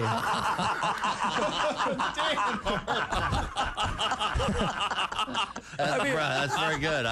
But it would be like, would you guys understand this if she's trying? I'd be like, what do you do? She's like, are you asking us if we understand like, divorce? No, the job. Okay. The job. Oh, the job. Okay. Like, okay, because this is the kind of thing she would say. I'm like, no, seriously though, what do you do? Right. She's like, well, right now I design schematics to handle the downtown power grid voltage distribution. What? Yeah. And I'd be like, what's the schematic do? She's like, well, the schematic doesn't do anything. It just shows where the load's being carried. And I'd have to go 8th grade to make myself feel better. I'm like, I'll show you where the load's going to get carried. Dan happy now. Dan Hart is fun again. She'd be like, Dan, I'm serious. Typical guy. Oh, yeah. Dan got big load. Yeah. Dan been on road. Yeah, the problem was it was so dry. I knew I'd have to work so hard, and then in the end, it would just suck anyway. It would just be something boring I wouldn't care about. Right. Sometimes I'd want to just say, look, just stop talking. Do you or do you not build robots? No? Then why are we talking? She could build a robot. Yeah, I guess she Electrical could. engineer, sure. Yeah. I know. Why can't you do that? She probably will. Still. Yep. Yes, one that Replace me. listens. Yeah. Someone she can get along with. Yeah. Who doesn't like meat? Hello. Yes, that could very well happen. That'd be kind of a dillbot. Okay. I think that's So the it likes first time pickles. All right. insulted someone's ex-wife on the air. No. A dillbot makes perfect sense. If she's an electrical engineer, she can, make her. Yeah, make whatever she wants. Who knows? I'm sure she's a lovely person. Hey, welcome back to the Bob and Tom Show. There's Tom Griswold over there. Thank you very much. Chick McGee reporting for duty from the Dude Wipe Sports Desk. Throne. There's Pat Godwin. Jess Hooker's here using a handkerchief. I am. There's Josh Arnold. Hello, Ace Cosby. I don't blow my nose on it. I have watery eyes. That's all I use it for. Look at Tom's face. He's so disgusted. You don't care for handkerchief. It seems like you would have a handkerchief handed down. I've never in my life used a handkerchief. I have watery eyes. Hey, part-time. What's going on, buddy? Josh, Every break. Don't you think that Tom Griswold would have a handkerchief handed down to him from Warren G. Harding or Calvin Coolidge or Teddy Roosevelt? I do in that, but I don't think he would ever use it. Right. And it's a collector. I don't have a. I've never. I had one of my college buddies always had a handkerchief. He was a total nerd. I have one every day, and it usually somehow matches my outfit. It's very pretty. Thanks. I like it. How about do you blow your nose in it? I do not blow my nose in it. This guy would blow I it. have Then watery eyes. He would take it out later on, hold it up to the light, and kind of fold it so he could access a booger-free zone. It made me sick. Yeah, it is gross. My grandpa had one, and that's exactly what he did. So that was before the invention of Kleenex, I gather. Kind of. They did. That was convenient, and it wasn't considered rude. That's a beautiful handkerchief. It's beautiful. You wouldn't carry one of those. Never. Could we move on? Did I mention you're at the Dude Wipe Sports Desk? Yes, I would carry Dude Wipes. They're great when you travel. You walk into a suspect, toilet area. Yeah. And you can, do a thorough cleansing without touching anything. Coming up in the news, we have the percentage of people who flush in public facilities with their feet. Oh, okay. Every time. Oh, every absolutely. time. Me too. Yeah. I am an every timer as well. And if you lift the toilet seat, do you grab toilet tissue before or? I lift the toilet seat with my feet, and I don't know why you're lifting the toilet seat, but okay. If it's down and you're because I'm using your phone, you just urinating and wanna I'm not pee. going to pee all over. So you're it. being courteous. No, Chick doesn't know anything about it. I hose it down. Man. Oh, we know. You're damn right. Yeah, I lift it with my shoe as well. I hose it down, man. It's like I'm watching the movie Easy Rider, and Dennis Hopper's going to the toilet with a joint. Hey, man, I'm going to go and hose it down. I open the door here, and I try to hit the toilet from as soon as I close the door. I put my back up against the door to see if I can hit the toilet. You're the one? Oh, yeah. Every time. I piss everywhere. Okay, I'm sorry. Could we get back to the sports desk? Well, it's not really sports, is it? And that's how I'm going to start approaching it so I don't lose my mind anymore. Stupid world record. David Rush. Personal hero of mine. Has broken the Guinness World Record for the most balloons burst with boxing gloves in 1 minute. I don't know what it is. There's something about me that likes this. Do we have the video? It is fun. It does sound silly. Mr. Rush. And you guys know me. I know from silly. It's great. I mean, he's punching all these balloons and popping I them. watched this. Now, are these the balloons you sent him? No. These aren't. I think he's out of the Bob and Tom balloons. Oh. We got to get him some more. I have a whole bag I just found. Oh, and then not only does he... I want them. How many balloons did he punch in a minute? I'm getting to that. Okay, sorry. Rush earned the record title, a total of 327 balloons. Amazing. In 1 minute? Just by punching them with punching bags? Gloves? And you know, not only... Their previous record was 68. Yeah. Put it out there.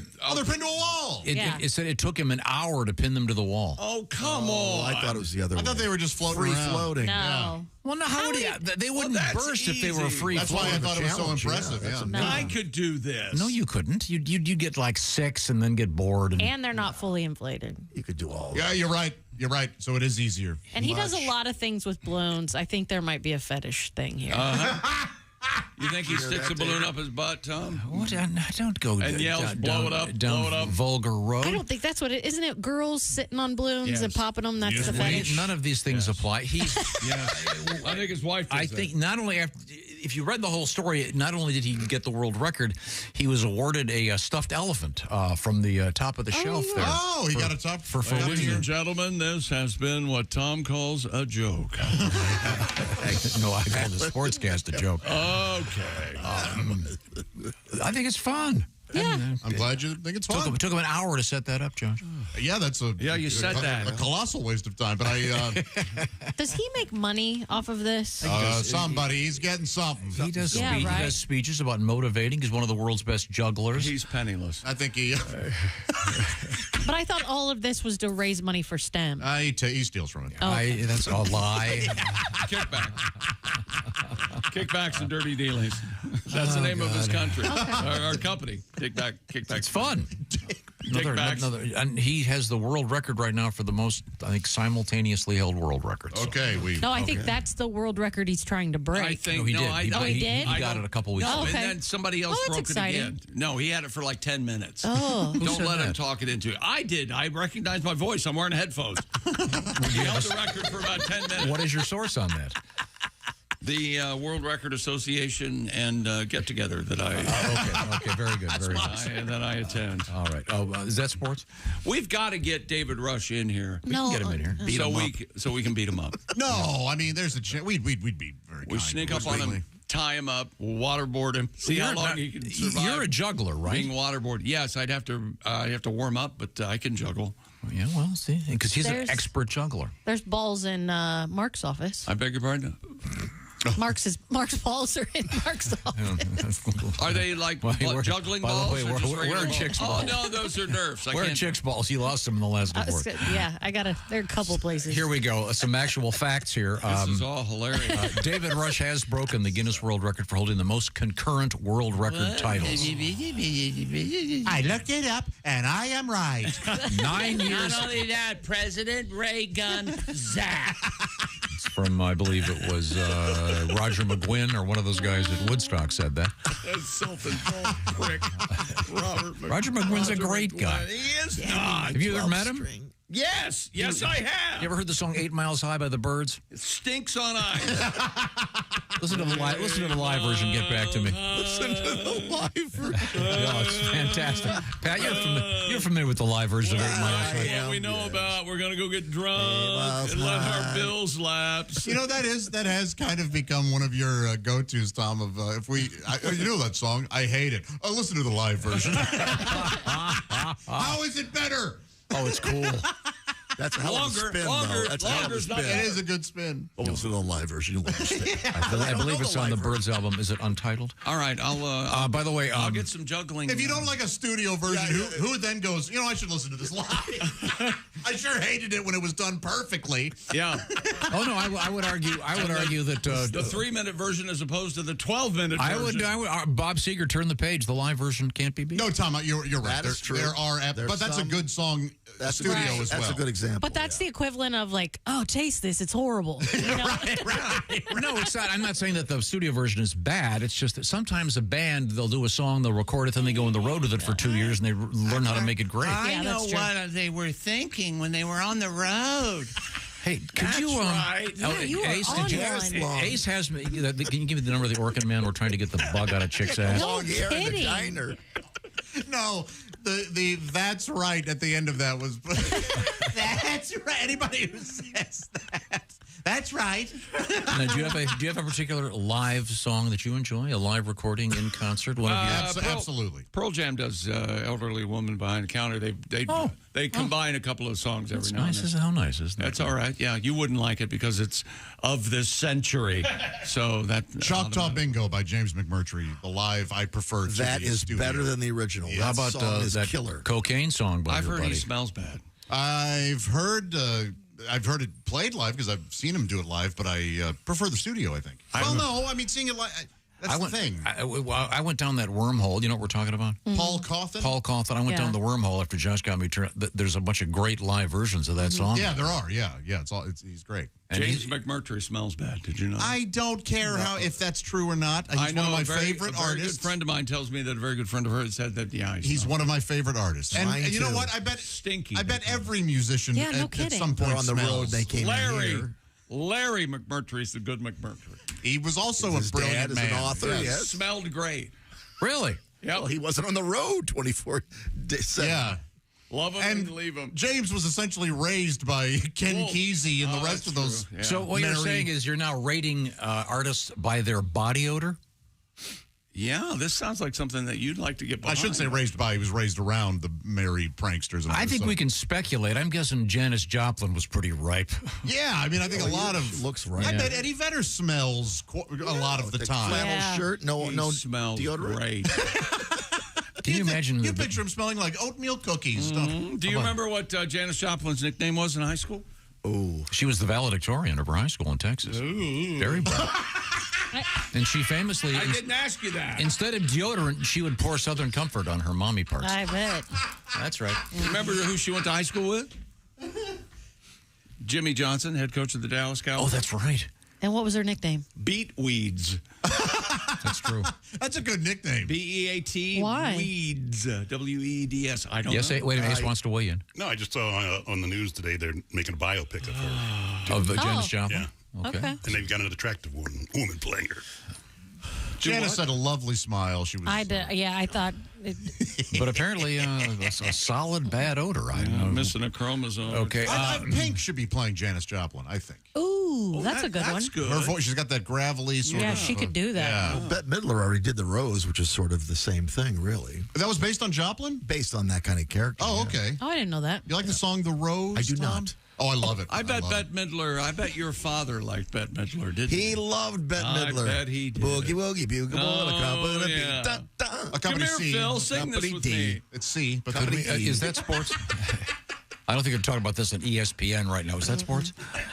One more thing here. Hang on. Huge banana news. And that's sports. Okay, well, if you're going to do that, I got to tell you the banana news. All right. Congratulations to Mike Mello from Madeira, California, the winner of week 1 of our Bob and Tom Show Pigskin Picks. He got, first of all, we had a 61-person tie. That means it's a flaw in the game. No, it means 61 people out of thousands got all of the games picked correctly. Well, 15 wrong. 15 of 16. You got to reevaluate this whole thing. You got to reevaluate your employment.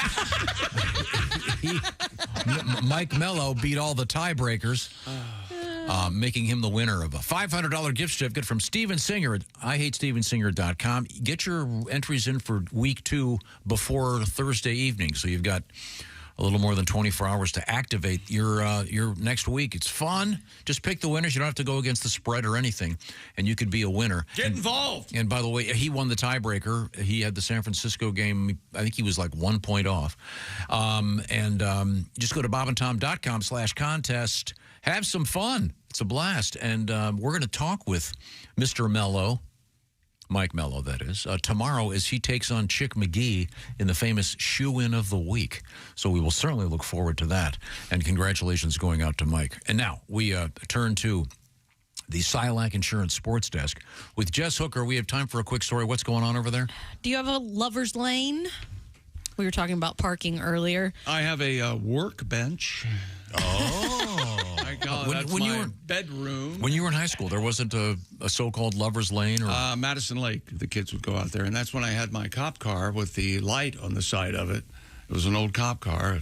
And I would go out and turn the light on. They think it was the police, and I'd drive away because I wasn't invited to go out there. And you didn't have a girl to smooch? I didn't have a girl to smooch or a guy. I was out in the cold. Smoochless. So you would C-block the rest of the world. That was you out there. Maybe that's why no one wanted to kiss you. That's right. So I'll talk to you, Jess, You're a narc. for the possibility of maybe getting an answer. Did you have a go-to? Yeah, we there was like a little park next to the tennis courts on school property, and that's where you went. Yeah. Did everybody stay in their own car, or was there always some jackass? No, it was one of those things where you could probably you'd stay. The cars would stay spread out. You could probably have 3 or 4 cars at a time. But if there were more than that, you just drove somewhere else. Go to the cemetery. The cemetery is the next place you'd go. Oh yeah, cemetery. Yeah. Wow. Yeah. Okay. Well, now this is what, a survey of lovers' lanes? According to Ms. Baker Brooks, editor-in-chief at datingnews.com, if you're on a date and just getting to know the person you hope to get a little closer to, choosing the right locale for a makeout session is the utmost importance. Oh, yes. In a recent survey, 3,000 Americans were asked to tell about their favorite lover's lane. And the winner? Hawaii's Hana Highway. Hawaii? Hawaii, yeah. I bet that's a really pretty place to make out. It's got to be. Yeah, the popular Maui scenic route range and number, it is number 1 on the list. Oh, okay. There you All go. right. Hawaii. And look, babe, I brought you to Hawaii. Come across with the goodies. Yeah. Okay? We're holding out. Yesterday, didn't we have the story that Hawaii had just been voted over Paris as the number 1 romantic destination? So that makes sense, yeah. So that's 2 for Hawaii. Yeah, but I guess I don't really see adults finding places to make out, and as kids it's just like, true. where can we go that our parents aren't, you know? Somebody took you out on a date and was like, hey, we're just going to go park over here. I think it's cute, like if maybe you're Christmas shopping and you're in the parking lot, do a little quick makeout session and then run in. Yeah, stuff like that. But wouldn't you be like, hey, if somebody was like, hey, why don't we go park? Why don't you just take me to your house? Exactly. that would actually tip me off. Do you live with your parents still? Yeah. Pat Godwin prefers a parking lot. He likes it. Yeah. Don't get me in trouble, fellas. Right there on the hood. Right on the hood. Back in Wilkes-Barre, was there a parking area for you? It was called Lookout Point, and we also had a cemetery that was popular, too. Mm-hmm. Oh. Yeah, St. Francis of Assisi. Did you ever do any serious business at the cemetery? Cemetery, no, but I knew some girls that did. I'd heard stories, but I was a Lookout Point guy. Of course, the most famous cemetery story, naturally, the Alsman brothers, Dickie Betts, and in memory of Elizabeth Reed. Speaking of great live recordings, this all ties in. Yes. I'm in hell. I'm sorry, just going to make a phone call here. Hey, it's me. Yeah, let's move up that hit. Okay. All right. Any Alsman Brothers fan knows what a great live version that is. The great Dickie Betts. And the cemetery with the gravestone of Elizabeth Reed. What's coming up?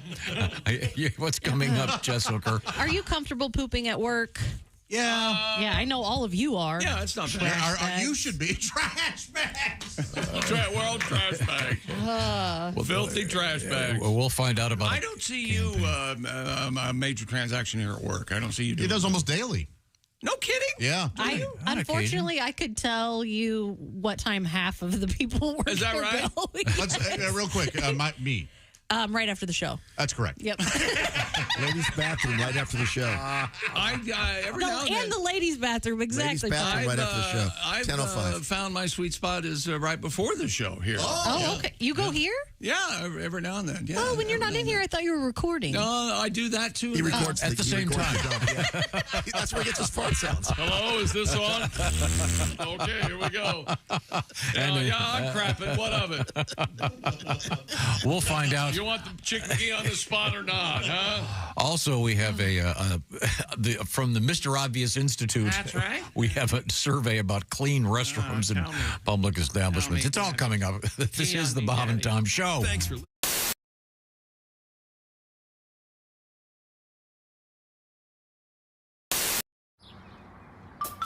Is that Chick McGee? Why, it sure is. Chick McGee, who knows that an annuity from the folks at Silac Insurance Company means a retirement check in his mailbox every month. Chick works on perfecting his mailbox opening technique. Easy, Mr. McGee. Don't blow that elbow out. Chick isn't quite retired yet. He's just practicing for it. Because one day, Mailbox McGee will be taking his retirement the easy way. SILACINS.com. Silac Insurance Company. What do you want to hear? Well, I was thinking what music you want to hear? I was thinking since it's summertime. Yes. And everyone's watching baseball, playing baseball. Do you know your softball tribute? Yeah, I can try to get through it better than I did the other one. Church League softball. Let's pull the key up. Great idea. There we go. Church League softball fist fight. Getting washed in the blood on a Tuesday night. What would Jesus do? Lord, he wouldn't do that. Knock hell out of a preacher with the softball bat.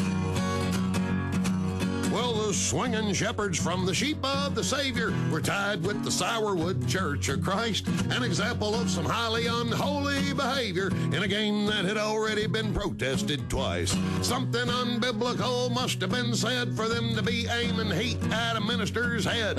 Clocking the clergy ain't the thing to do, but neither's the high hard one on a 0-2. Church League softball fist fight, a bloody laying on of hands neath the left field lights, knocking out 4 teeth, getting a busted lip, ain't exactly my idea of Christian fellowship.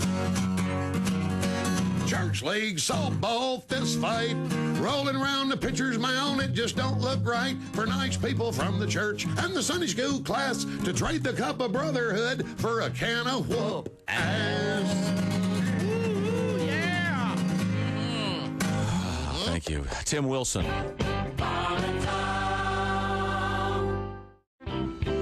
I'm not a stripper person. I don't go to strip clubs. Uh-huh. No, I don't. I just. I know they come to you, right? Well, kind of. So how I'm dating a stripper, I don't understand how that happened. And what happened was I met her outside of the situation. She's getting a little older to be that, and she said she was a writer. I met her at a social event. She goes, "I'm a writer," and I'm like, "Well, that's interesting. What do you write about?" She goes, "Well, I write about sex work, being a dominatrix, and stripping." And I'm like, "Why do you write about that?" She goes, "Well, that's what I do." Oh. So somehow or another, I just held on to writer. And fascinating writer. Yeah, fascinating writer. In case your mother's still alive and you have to tell her. See, right. Yeah. So now I'm dating a woman who who does dominatrix work. She spanks men and says that whole thing. And I'm not into that. That's not my bag. Right. I just like. It's not my scene, baby. It's not my scene. No. But I know that if I'm dating her, how am I not going to end up tied to a bed eventually? How am I don't gonna know that. Right? Because I'm like, well, this is what you do. Let's get it be work I for her, picture though. you tied to a ceiling fan and her saying goodbye. Well, hold on, I'm writing that down. No, but here's what I could see. I go tied to ceiling fan. Give her a good idea. Yeah. Well, here's what I know. What'll happen is I'll end up tied to the bed. I'll be like, oh, no, I don't think I'm good with this. And she's gonna be holding a ball gag, saying the safe word is "marry me." Marry me. Mark Merritt is our guest. Well,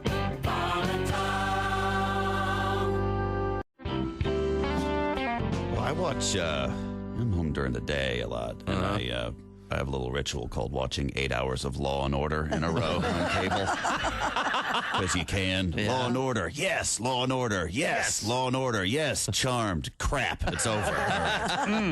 But I love Law and Order because it's ripped from today's headlines. You know? It takes some news story that's going on. Then they change the names up a little bit. Then they make that the plot for the episode. Think about Law and Order as though every episode has to involve a murder. And even if there's not a murder in the news story they're talking about, they just go ahead and add a murder into what happened. Okay. And, which has got to piss off the people in the news story because they're watching. Fred Thompson and Sam Waterston are hashing out the case. Now, Jack, I'm afraid you're going to have a political firestorm on your hands if you insist on prosecuting this as a first-degree murder trial.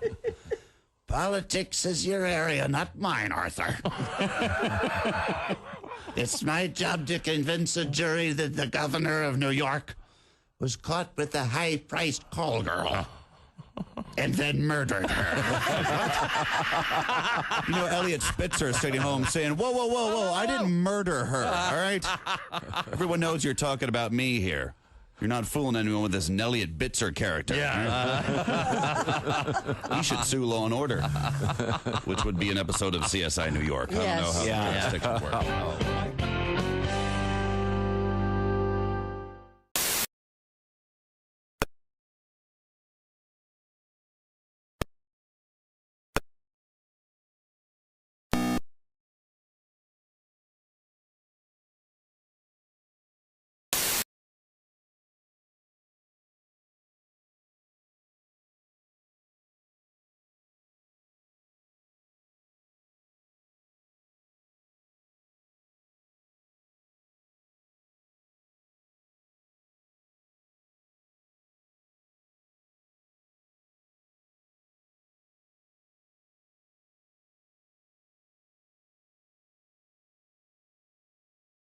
Will be sterile, but it's still poop. You can pick your morning radio show, but you can't wipe Bob and Tom on the couch. We get a lot of emails here at the Bob and Tom Show, and we learn a lot from them, but not enough about you. Now here's your chance to tell us about yourself. Help us understand you better. Let us know some of the things that you're interested in. If you take our survey, you have a chance to win a $250 Amazon gift card. It's the annual Bob and Tom Listener Survey. It's quick and it's easy. Just go to bobandtom.com/survey. And thanks for listening to the Bob and Tom Show. Hey, hi, this is Tom. And this is Chick from the Bob and Tom Show. Hey, Christy, what's the best way to get full access to the show? Hey, what? You introduced me. That would be to become a Bob and Tom VIP. Very good. Now, Josh, what's a feature of Bob and Tom VIP? Wait a minute. Well, the live 5-camera video stream of the show, plus a podcast of the show and comedy from the Bob and Tom archives. Excellent. Chick, what do you have to say for yourself? Become a Bob and Tom VIP now. Just go to bobandtom.com/VIP. Welcome back to the Bob and Tom Show.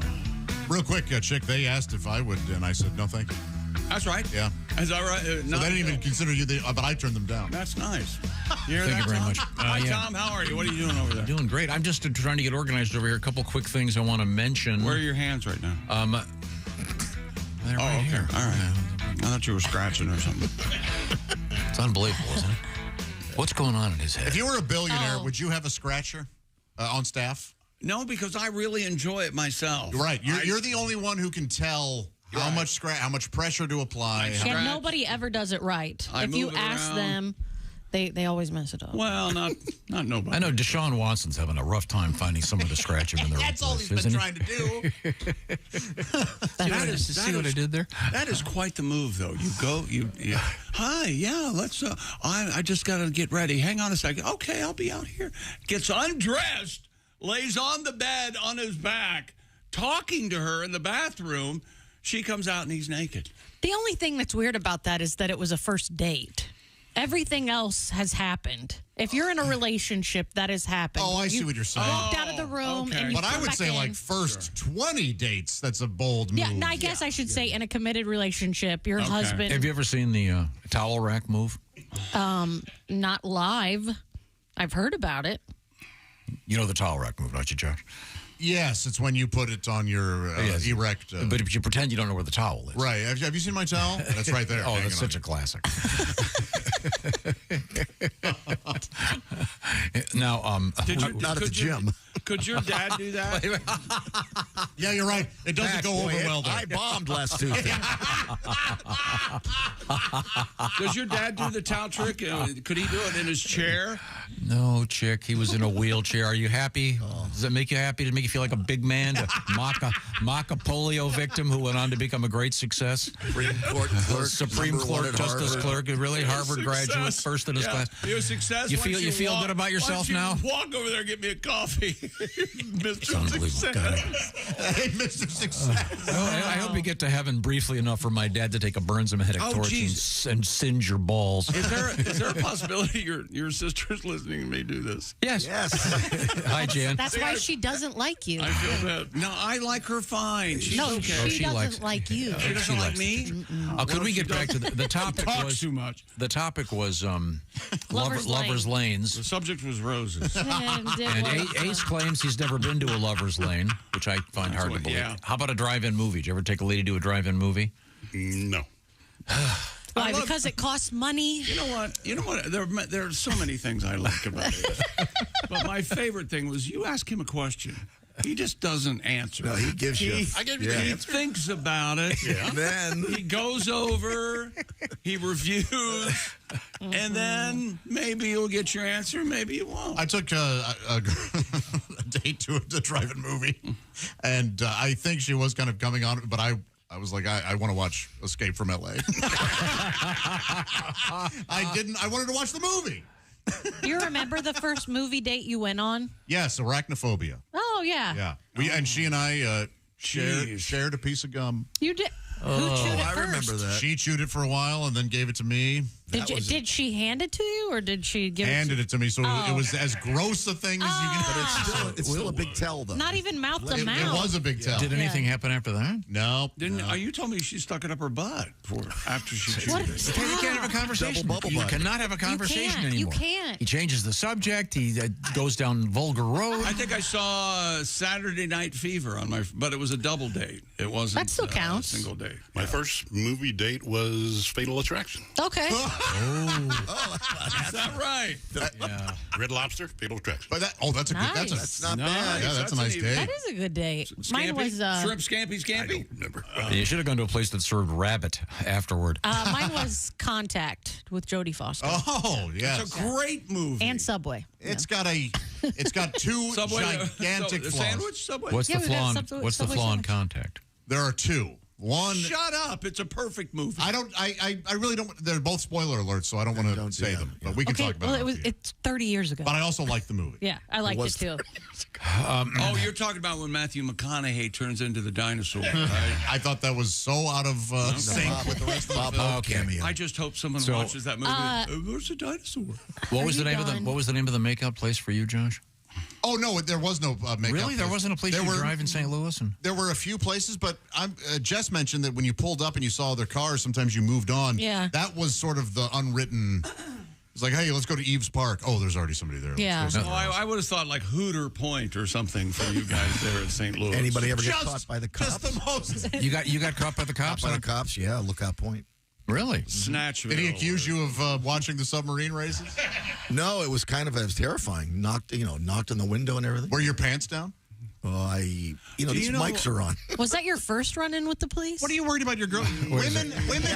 No, wait a No second. woman has ever. She can't get in trouble. You can't get in trouble for something you did before you met her. No You'd be woman has surprised. ever gotten mad because a guy has dated women before. I can't even get that out. You won a bet? Yeah. So, Pat, have you ever heard of this? Since you grew up in the greater New York, if you will, Pennsylvania. That is greater New York. That's greater New York. It's attached to New Jersey. He meant really greater New York. Yeah. You lived in Greater Alaska, Okay, right? they've actually rated famous makeout places. Just get it out. Just calm down. Niagara Falls comes in at number 77. Sure. Oh, hey, that should be higher. The Adirondacks, Oh, Lovely yeah. spot. Yeah. number 39. No, you ever been there? Yeah, I have. How about the Poconos?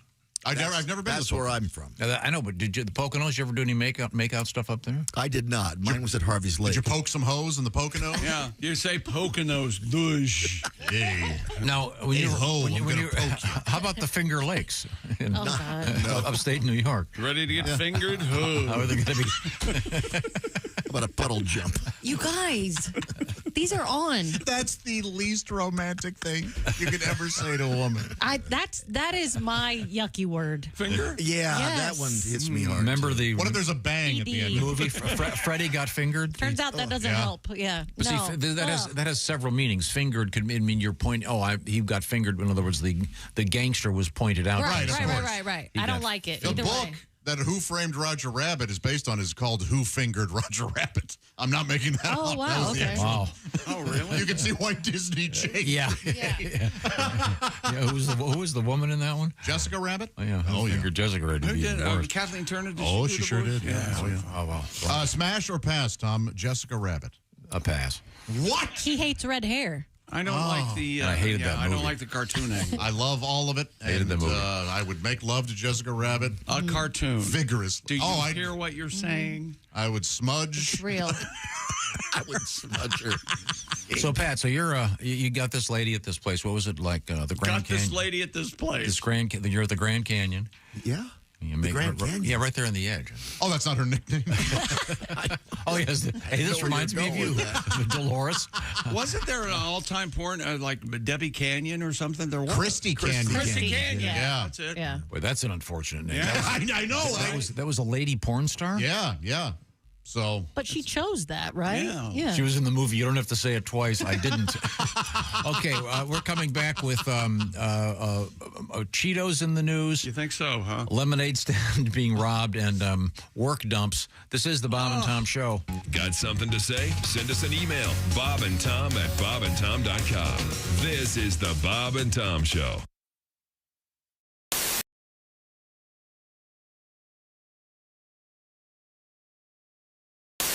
I remember we weren't prepared to do this. We're completely doing this. That's why I'm stalling. G-L-O-R-I-A, glory. That's not Clint Black Sabbath. No. Now, how do you introduce Mr. Sabbath? Yeah, I don't know. I haven't done this in 15 years. Okay. But you just take certain lyrics of some songs and put them with another song. I see. Like he's going to play Born to Be Wild.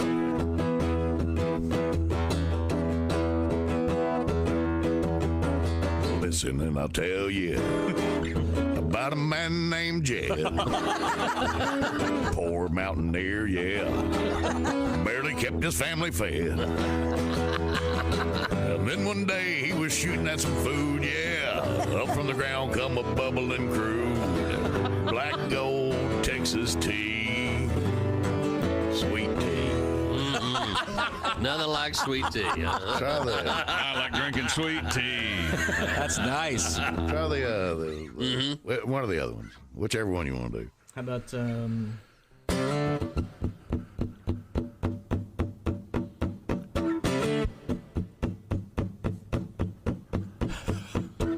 Your cheating heart will make you weak. You'll try and try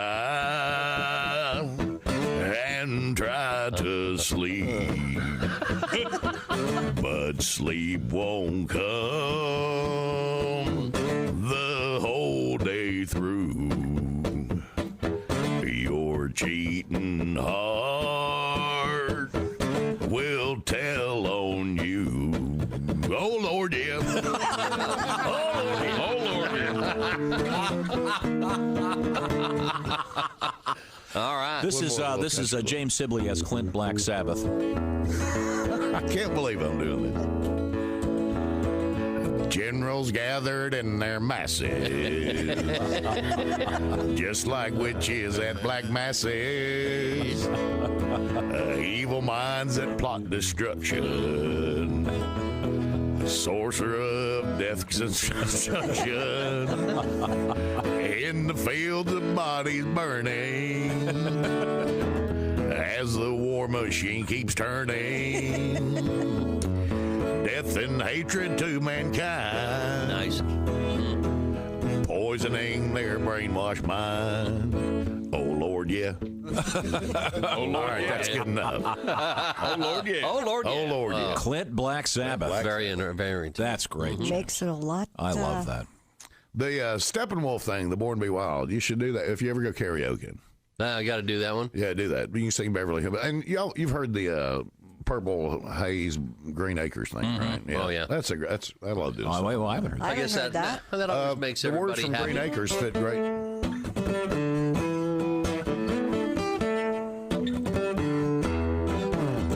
Green Acres is the place to be. Farm living is the life for me. Land spreading out so far and wide. Keep Manhattan, just give me that countryside.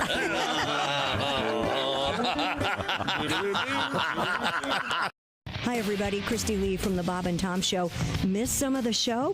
Become a Bob and Tom VIP and subscribe to the audio and video podcasts. The Bob and Tom Show, on air, on app, and on demand.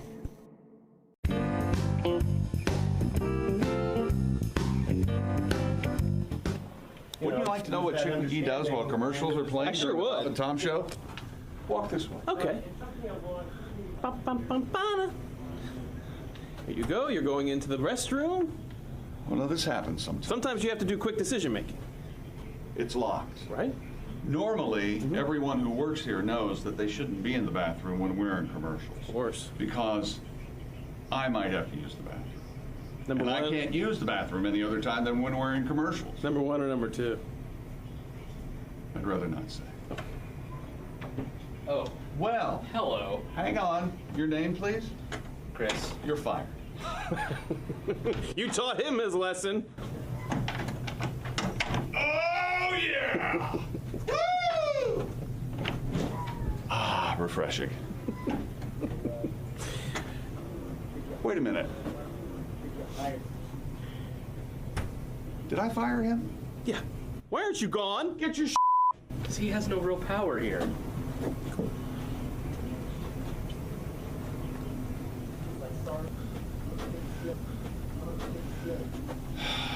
I knew I had no power, but it still hurts when I hear it out loud.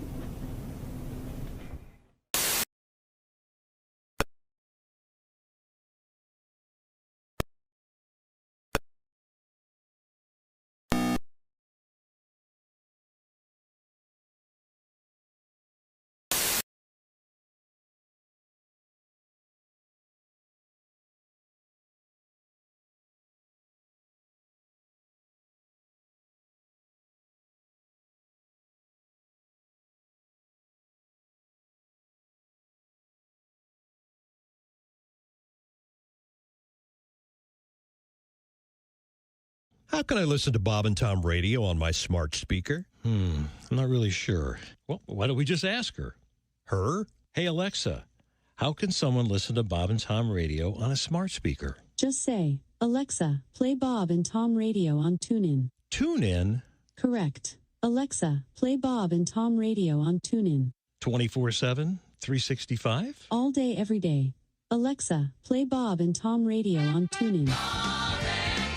This is Ernie Fergler reminding you, Thursday morning on the Bob and Tom Show, I'll be, oh, hold on just a minute. Okay, we need to locate some, just read this. Okay, is it Irma? Ima. Would the following person please report to my office? I'm a jackass. I'm a okay, fine. That's Thursday morning on the Bob and Tom Show. The Bob and Tom Show, Thursday morning, 6 a.m. Eastern, worldwide on bobandtom.com. Corner. Hey, welcome back to the Bob and Tom Show. Thank you. Welcome back to you. Jess Hooker at the Silac News Desk. Oh, that is. Thank you. There's Pat Godwin in the performance room. Hey, Chick. Pat, thank you for being here. You know why Pat's over there? Because he likes to rehearse, and he has his rig over there. There's Josh Arnold. Hi. There's Ace Cosby. I'm Chick McGee, and here's Tom Griswold. Thank you very much, Chick. You're welcome, Tom. Thank you. Congratulations going out to Mike Mello. Thank you, Mike, for playing. That sounds like the name of a DJ, doesn't it? It does. Like a late night DJ? Smooth jazz. Coming up, we're going to have an hour of air supply. Mike Mello. I'm Mike That's a cool Mello. name. Yeah, Mike. Mike's our winner from Madera, California. First place in week 1 of the Bob and Tom Pigskin Picks. He won himself a $500 gift certificate. Let's give him a nickname. All the winners get nicknames. Marshmallow. Steven Singer Jewelers. I'd like to get that in there. IHateStevenSinger.com. Find it. You can enter our contest. You got to get in before Thursday evening because it's for week 2 of pro football. Like Marsh did. We'd like you to participate, please. Go to bobandtom.com/contest for more information. Joining us in the studio, he is comedian Jeff Oskey. Jeffrey. Right. Jeff, it's good to see you. And we have some kind of challenge. Is that correct? Yeah, Jess hasn't been here for some of these, so I thought I would do one with Jess. We did one last week. Chat GPT, all the rage. Oh, yeah. All the kids are using it to write their term papers. There's lots of them out there. There's not just Chat GPT. So I did a little research. There's a lot involving the Bob and Tom show out there. So I thought I would try some of these with you. How it works, Jess, like if you need help creating a document, you would use Chat GPT, yeah. Okay. If you are researching Christy Lee or Chick McGee's real names, try Chat. I don't know. Gosh, I don't know. Chat. AKA? That's right. Josh with the big coming in from the outside. Very nice. Okay.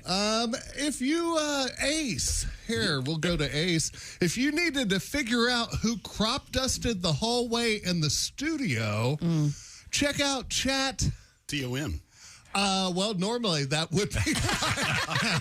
I had Chat SBD. SBD, but I like Chat TOM. Hey, that's what I thought too. Yeah, that's what I thought. Tom, if you wanted to learn why the T-shirts under Josh Arnold's bed are so crusty, look up Chat DNA. That's right. Yeah, you guys are on it. It's not CU. It's not. Well, speaking. I thought it'd be Chat POV. One of my favorite genres. Speaking of that, if you want to learn what words you can't say on the radio, try Chat. Chat. CHK? FCC? Whatever I say? FCC. FCC or Chat DIC, PUS, or SHI.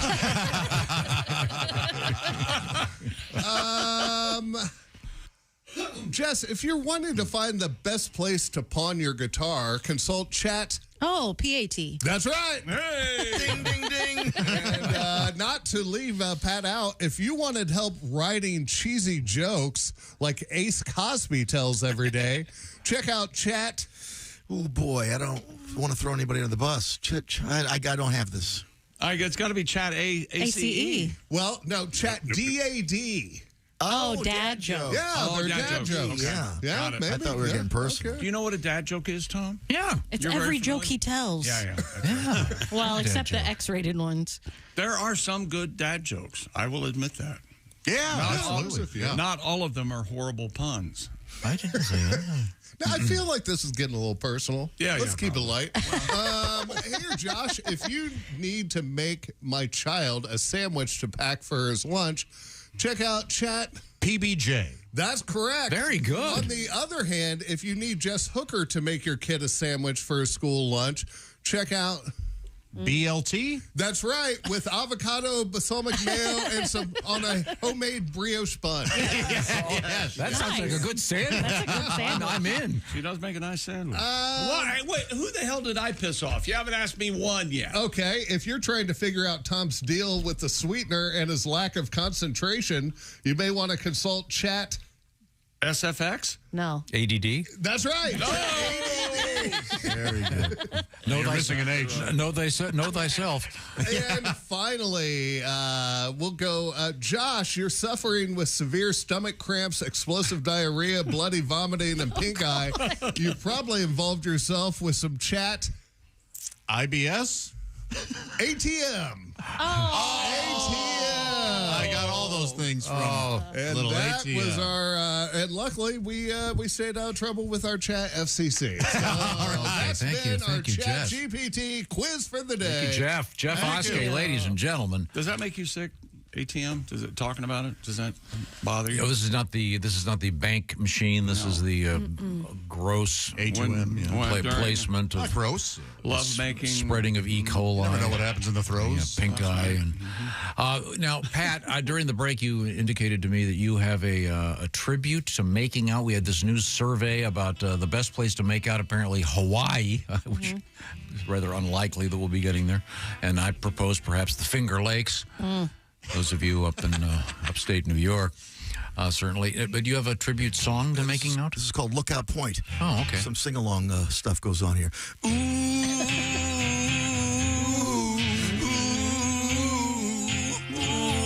One more time. What's the melody? I do.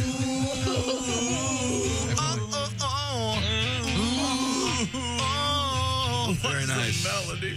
Me and my girl were up on Lookout Point. We were making out and smoking joints. Oh, wow. I made a couple moves, but I couldn't score. And when swapping spit became a bore, I said, hey, baby, let's split this scene. So we took off in my machine. I was testing her nerve by driving fast, watching her eyes as I stepped on the gas, and then she cried out, look out for the tree. That's the last thing I heard from my baby. So you killed her? I remember songs that were like this. I was thrown from the car, but she was pinned. The flames licked around her as I tried to break in. But all I could do was stare at that sight. Oh, I'll never forget that tragic night. Teenage cremation. Jesus, Pat. What a way to go. Smells like barbecue. Constant damnation. Oh, 'cause I should have driven slow. Dear God, please take care of my baby. But I'm so glad you didn't take me. What? Just let's face it, Lord, teenage cremation. Oh, it's not a pretty sight to see the youths come back now. Ooh, vehicular manslaughter. Someone's daughter. We're going to get emails. It smells like brisket.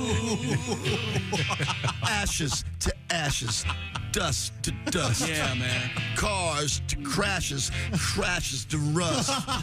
Baby, she's a burnout, but it wasn't the pot. It was a drive-in inferno, and boy, was it hot. Teenage cremation. He's still going. Teenage cremation. Oh, what a way to go. She's gone. Based on a true story. You know, thank you, Pat. It is there were like a handful of those songs. Sure. Oh, yeah. Last Kiss, and just awful. Dead Man's Curve. Dead Man's Curve, I think the female singers are, look out, look out, look out. Yeah. In one of those songs. It's that's a different one. Yeah. Last Kiss. Look out, look out, look out. Yeah, which one is that? I don't know. It's a great song, actually. Yeah, it is. We used to me and my sisters used to like do the whole play and act out that whole song. Yeah. Yeah. Yeah, but typically they don't go into the live, what is it, immolation? What is it? Yeah, no, but they leave it all to the listener to you don't have create to the grisly scene. So Pat just said, hey, you know what? I'll do it for you. And those crazy popular. Yeah. I hated Pearl Jam's cover of last year. I hated that. Me too. Nobody loves I just Pearl Jam more don't than like me. them. I did not. Yeah, I don't like those songs. Which one has the? I forget. Which one has the? Look out! Look out! I don't know. I don't know. It's a female singer. It is. And she's talking about. Yeah. I want to think there's. And I think he's on a motorcycle. Yeah, he is. Yeah. You have the motorcycle sounds in the back. Yeah. Oh yeah. Look out! Look out! Yeah. And then there's a train sound effect. And He's a rebel and now he's gone. What's that? He's a rebel and he always... Not that. No. But she says he's a rebel and now he's gone is what she says. And that, yeah. Oh. You never ever will. Yeah. No, that's he's leader a rebel. of the pack. Leader of the pack. Oh, yeah. He was the leader of the pack. And wasn't there a bad knockoff leader of the laundromat? Are you serious? Like a Weird Al thing? I forget. Yeah, No, there was Weird Al stuff like that before Weird Al. Oh, really? Where they would mash up different choruses from other songs and put them into the song. Laundromat. Y'all find that a Weird Al song? That's your song. No. By the way, Excuse me, Mr. Alien. Chick, this just in. My sister Jan from England just texted. Boy. Hi, Chick. I'm listening. Hi, Janie. Was this sorry. nice? She loves you. Okay, I love you, Jan. we have to check in right now with Simply Safe to keep the compound secure. Chick McGee. Simply Safe, the do-it-yourself, design-it-yourself home security system. And it's protected my home for about 10 years now. About 10 years ago, I did the footwork. I went out and did all the looking and thought, this Simply Safe looks interesting. I'm going to give that a shot. And you know how I like to do it yourself. That's what Simply Safe is. And they have Fast Protect monitoring and LiveGuard protection. Get a load of this. This sounds like science fiction, but it's happening right now with Simply Safe. Agents act within 5 seconds of receiving your alarm. You can even see and speak to intruders, and the agents stop them in their tracks. You'll never be locked into a long-term contract. Cancel at any time. Pricing transparent and affordable. Less than $1 a day. No hidden fees ever. And Simply Safe has been named Best Home Security System by U.S. News and World Report for 5 years running and offers the best customer service in home security according to Newsweek. And yeah, as we said, you can install it yourself. I've done it. That's how easy it is. Or you can have a professional from Simply Safe install it for you. It's up to you. Protect your home with 50% off a new Simply Safe system plus a free indoor security camera. Sign up for Fast Protect monitoring. Just visit simplysafetom.com. That's simplysafetom.com. There's no safe like Simply Safe. Ladies and gentlemen, leader of the laundromat. Oh yeah. Yeah. Yeah.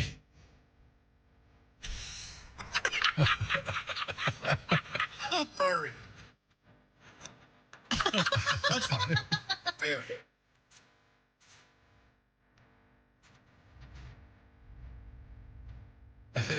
You get the idea. Just different enough not to be sued.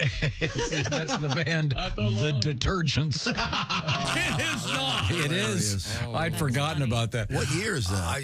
That's so funny. No idea. We'll have to find out more when we come back. This is the Bob and Tom Show. You're listening to Bob and Tom.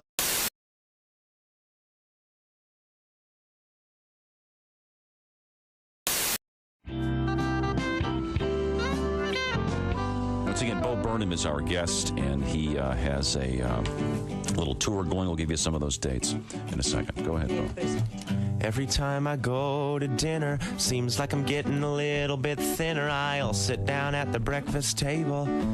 I can talk, well, they're not able. When I look at them, I find there's a single question on their mind.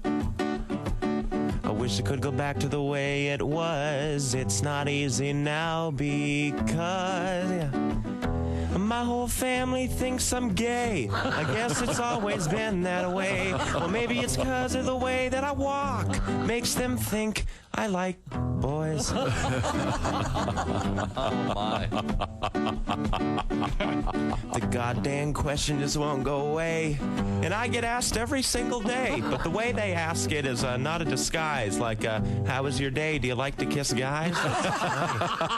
This is the worst, baby. This is my fear. Now their opinions are crystal clear. Because my whole family now is shocked. I'm in the closet and the door is locked. Well, now my glory days are gone. I was John Elway, now I'm Elton John. Well, my whole family now suspects that watching SpongeBob had side effects. I'm not gay, and that's what I said. If I'm gay, hey God, strike me dead. That's a joke.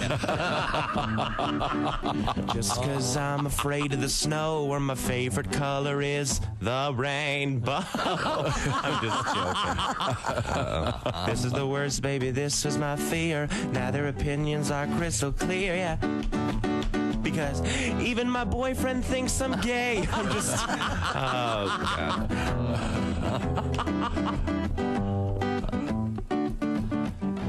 You all probably think I'm gay.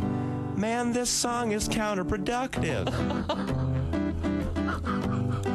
La la la la. Because my whole family thinks I'm gay. I said, what did they know anyway? You gotta look right through the haze. Easy bake oven was just a phase. And my whole family thinks I'm queer. That is all I ever hear. But I've been as straight as a ramp, if you don't count Bible camp. Bible camp. I'm not gay, I swear. Kind of. Whoa, Burnham. Hi, this is Christy Lee from The Bob and Tom Show. Thanks for watching this morning's show. To listen, just go to bobandtom.com. Check out the list for a station near you, or stream the online radio station on our website and the Bob and Tom app. The Bob and Tom Show, on air, on app, and on demand. Morgan Freeman reading Little Miss Muffet sat on the top, eating her curd and whey. Along came a spider.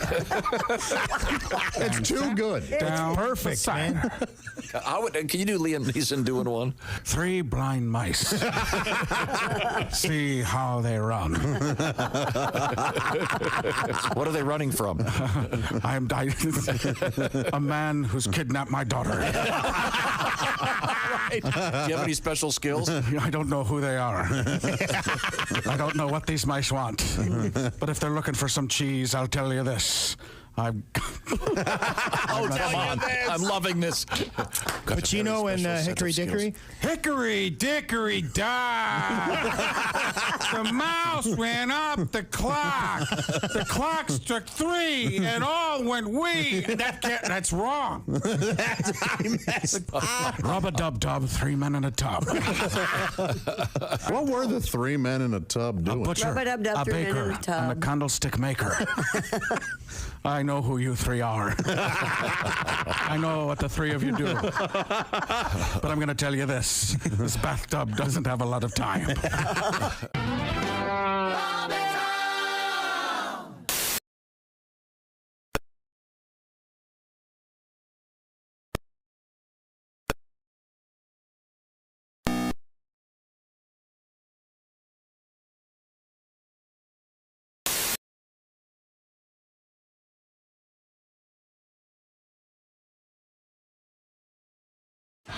Hi, this is Tom. Coming up Thursday morning in the Bob and Tom Show, we'll talk with our West Coast correspondent, comedian Al Jackson, and check in with the Chick McGee Shoe-In of the Week. It's sports with Chick McGee.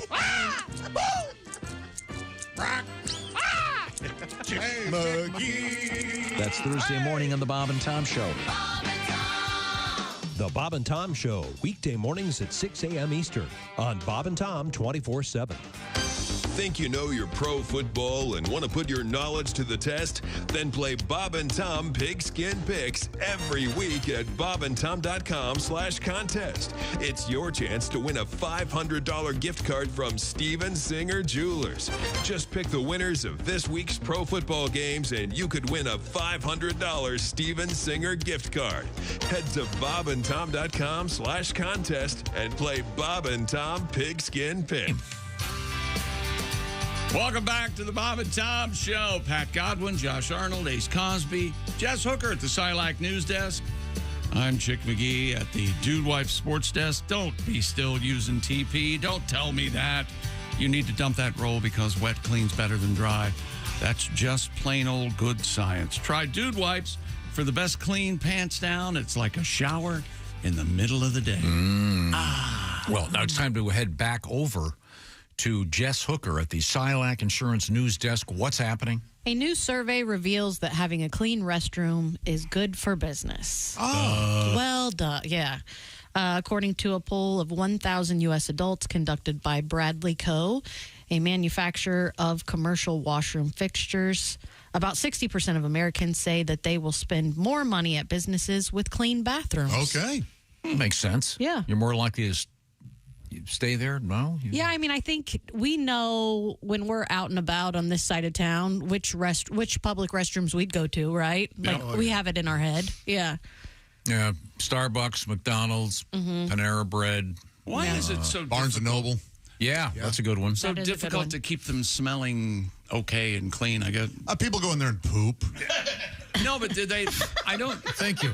I had no idea. I guess it would be hard to have someone. Okay, you're going to work for Josh Co. Yeah, and your main job is to keep the bathroom clean and sweet smelling all day long. I like that system of the paper on the wall, and it says bathroom check. Yeah. Oh, yeah. 1015, and there's initials. So somebody's actually accountable. That makes me feel and if the paper is peeling on the wall. Yeah, that's a... Did you have to take care of the bathroom when you worked in the movies? When I was in the cinema business? Yeah. Yes. Yes. And it rotated probably among the everybody. employees. Hey, has anybody done a bathroom check recently? Right. Yeah, you'd go in and flush and mop or whatever I needed to happen. Nearly 70% reported having a particularly unpleasant experience in a public restroom due to its poor conditions. So 30% didn't? Who hasn't had an awful time at some point in their life? Yeah, that's true. Maybe some people don't crap outside of their house a lot. Top complaints. All right. Right? Included poop on the seat, clogged or unflushed toilets, an old, dirty, or unkept appearance. Well, that's poop on the seat. That's got to be number one. Unpleasant smell. Poop on the walls is number one. Tom, would you, if you went, you'd come right back out and go, honey, what's wrong? There's poop on the seat. Yeah, that ruins your day. Use paper towels on the floor. And water splashing around the floor sink. See, if I'm in a bathroom and it's like there's paper towel on the floor, like not gross, I'll have the paper towel I had and I'll just pick it up real quick. It's with a clean towel. I mean, if somebody dropped it on accident, just put it in the trash can. That's kind.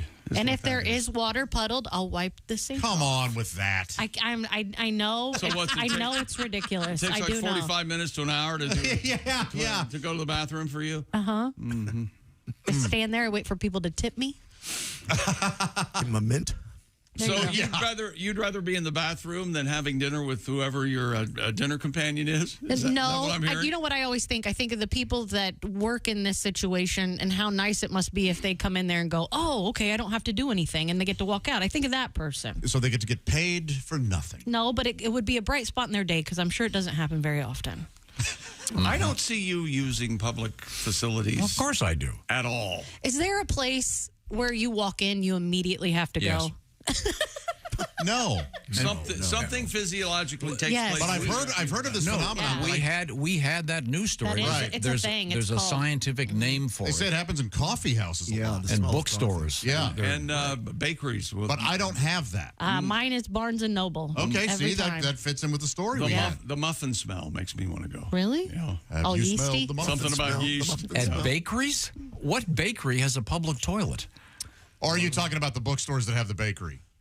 There are bakeries that have a public toilet. Name one. I can name one. Dumper's Bakery? That's right. What? Have you tried their double chocolate croissant? It's delicious. You've never been to Cakes and Caca? Crappers, croissants. Tarts and turds. Pies and poop? The interesting, I think here's my favorite stat in the story is donuts. Brownies and brownies? Is the last one. my made-up story. 45% of respondents admitted to using their feet to flush a public toilet. Yeah. Right? Every time. Without shoes on. Well, you want to get a grip. That's right. Yeah. I got to take my shoes and socks off. 85% believe it is important to have touchless fixtures in a public restroom. I like it where they have the thing on the door at the bottom with my foot to open it. Oh, yeah. You don't have to touch the hand. I've never figured that out. You don't know how it works?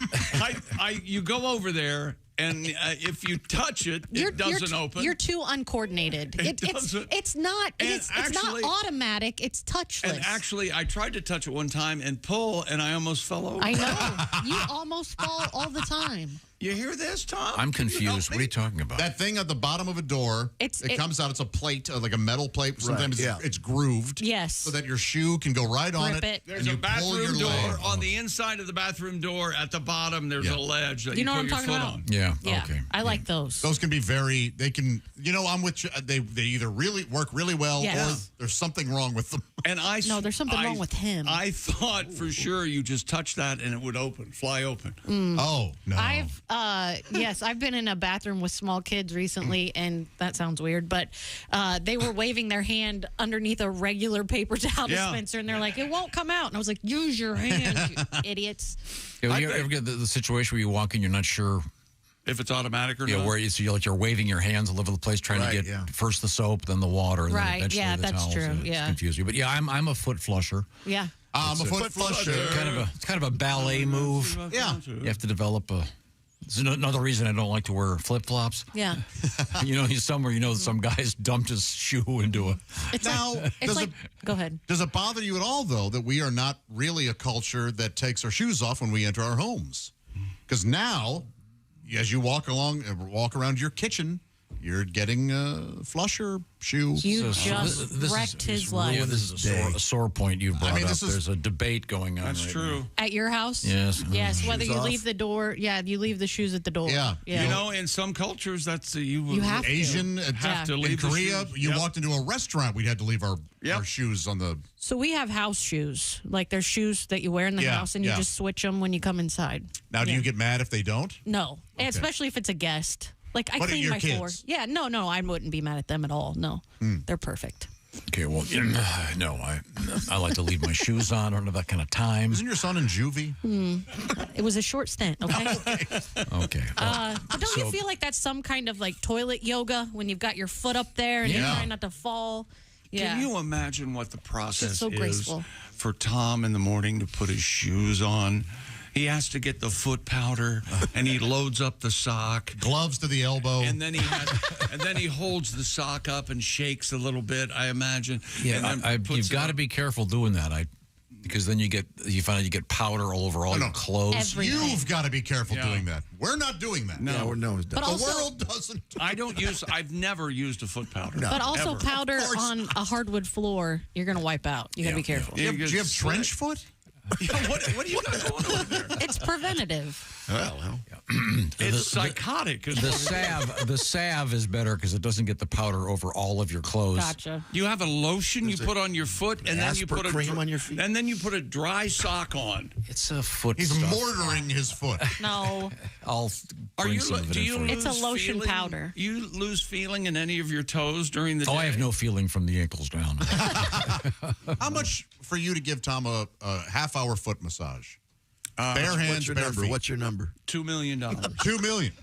So I can have $1 million after tax. I'll do it for $50,000. Yeah. No kidding. Yeah. Would you let him massage your feet for $50,000? I get paid?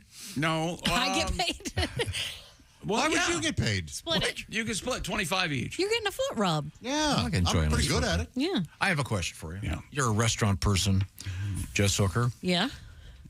If you're in a restaurant that's really crowded all the time, and they still have really unpleasant bathrooms, doesn't that indicate how great the food must be? Yeah, if nobody's checking the bathroom, that's true. If people are still going. No. Here, I see what you're saying. Yeah, because it's not deterring customers. Yeah, this headline, the headline of the story is clean restrooms are good for business. And whatever it was, 60% of people say they'll spend more money at a business if the bathrooms are clean. Do you have a restaurant that you like that the bathrooms are not so much? Yeah. Yeah. And I'm thinking, well, their food's great, so people just don't care. Yeah. What the hell? I have a thing, if I go into a restaurant and I can smell the cleaning products that they use in the restaurant, I'm out. I'm not eating there. Oh, boy. I hate that. Yeah. I know someone that feels that way. Oh, I can't. Can't go to my favorite sushi place. Yeah. We don't have to use bleach water on everything. I know what you're talking about. That's the one and only time I've been there. It smells like bug spray. I can't handle it. And I walked out. Yeah. Yeah, well, you're not my favorite sushi you're talking about. No. Okay. Man, I went to a It's sushi place. It's the one where I announced that a certain member of our staff was getting divorced, and I didn't realize it wasn't public knowledge. Yeah, he's happily married now. Ace, I went to a sushi place. I had to walk out. It smelled like raw fish in there. I can't eat here. Who would eat here? Yeah. Hey, I want to congratulate Mike Mello once again from Madeira, California, because he's our winner of week 1 of the Bob and Tom Pigskin Picks, and he won himself a nice $500 gift certificate from Steven Singer Jewelers. We're going to talk to Mike tomorrow. He'll be picking with Chick McGee in the shoe-in of the week. By the way, get your picks in for week 2 of the pro football season before the game starts tomorrow night for Thursday Night Football. Just pick all the winners. By the way, 61 of our folks listening got 15 out of 16 games correct, and then Mike Mello won the tiebreaker. Sorry, it's confusing. Well, it's not, but you make it so. Yeah. I was trying to make it less clear. So people would be confused. I'm sorry. Back to you, Miss Hooker.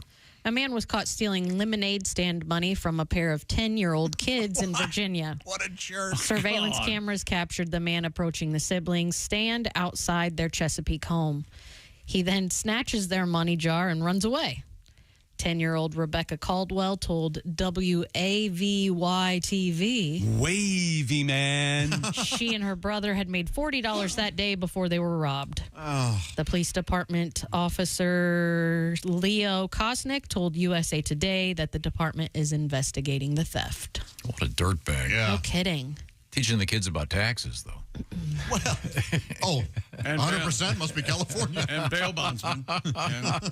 Do you guys, do you do that, like mom tax, dad tax? Like if you're getting French fries at McDonald's and before you hand the kids their stuff, you gotta get a couple? Yeah. That's cute. Yeah. Absolutely. Mom tax, yeah. I have cheese tax with the dogs. Oh, there you go. You go to the refrigerator and open the refrigerator, you got to pay the cheese tax. If you're in the refrigerator, get a piece of cheese and give the girls each. They split a piece. Oh, so they're hitting you up. Yeah. Oh, gosh, yeah. When we would go to Dairy Queen as kids, when they would hand you your ice cream, it had the loop on the top. You know how they... Yeah, the swirl. Yep, my dad would just chomp it off and then hand it to us. What a monster. Would you like to hear how Tom made one of those ice cream Well, the machine, cones? the soft ice cream machine was broken. Yeah. So you just take the... Don't watch him. Take the scoop, okay. put it in your mouth, and go... Kind of a hawk Tua thing. Hawk Tua. Why'd you do that? Now, this is interesting that they haven't... So they just caught the person on camera. They haven't actually caught the person that stole the money. No. Nope. You feel bad for these kids. They needed that $40 to go buy vaping stuff. Oh, they're 10, Tom. So weed. Man, oh man. Yeah. Although, can we be honest? Not all lemonade stands are created equal. What's that mean? I want the quality differs. Yeah, I don't want I've country complained time. at many lemonade stands. Yeah, I don't want country Not enough time. booze. So when you buy lemonade from little kids at a lemonade stand, instead of just concentrating on I'm giving them money, right? You want a good glass of lemonade. That's right. You want ice, right? Of course, I want it cold at least. And you don't want them getting the ice with their fingers, right? I've gotten my money back at many lemonade stands. We have They're kids. going to have to learn something. You like the pulp? You a pulp guy? You like the pulp? Lemon pulp? No. I do. I like it in orange juice occasionally. Some pulp. But a lemon shake-up has a little pulp. That's what I like. Oh, that can be good. You're right, man. Yeah. Our lemonade stand in our neighborhood, the kids do it once a week. And I was the first customer, and all I had was a 20. And I said, okay, listen, I'm giving you a 20 for the rest of the summer. When you have lemonade, you deliver it to my front porch. Did they come through? Yes. Yeah. That is brilliant. Yeah. I've set up shop right next to a kid's lemonade stand, and 10 cents less. My lemonade was. It's called business. Ran them right That's out of good town. business. I got 2 words for you. Jeff Bezos. That's right. Well, thank you very much. We certainly appreciate it. Remember, we've had stories too of guys tax guys or whatever coming up to lemonade stands. Ugh. What's your tax ID? Oh, yeah. Oh, yeah. Why don't you go to hell? Yes. We had. It was a couple of weeks ago. You It was have a permit for this? the homeowners association closed down the lemonade stand. That is the perfect homeowners association story. You don't have permission for the lemonade. Are you kidding me? Now, coming up, we have Sexy Time, of course, with Alli Breen. Hot damn. Also, we have a interesting story about a house for sale. And also, I have something rather odd about the world of chocolate right now. Something's happening in the world of chocolate and in the world of underwear. Separate stories, by the way. Right now, the Bob and Tom Show is sponsored by BetterHelp. BetterHelp is a way to access therapy for yourself in a much more elegant and simple manner, much more convenient manner. What it's all about is getting some therapy, which can help you rediscover yourself. Asking for help is not a sign of weakness. Actually, it's a sign of strength. And it's not just for someone who's experienced a trauma. Therapy can help you learn positive coping skills and set some healthy boundaries for you. So if you're thinking about therapy, maybe BetterHelp is for you. It's all done online. The way it works is you fill out a brief questionnaire. You'll get matched with a licensed therapist. You can switch therapists anytime. No additional fees are involved for that.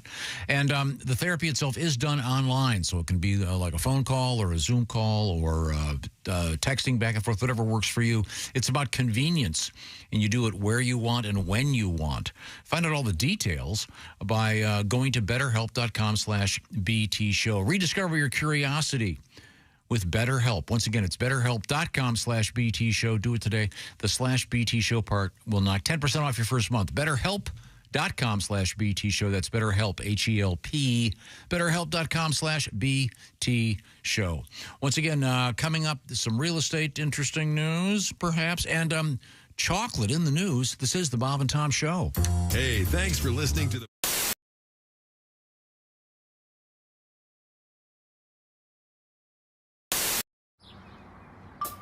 Is that Chick McGee?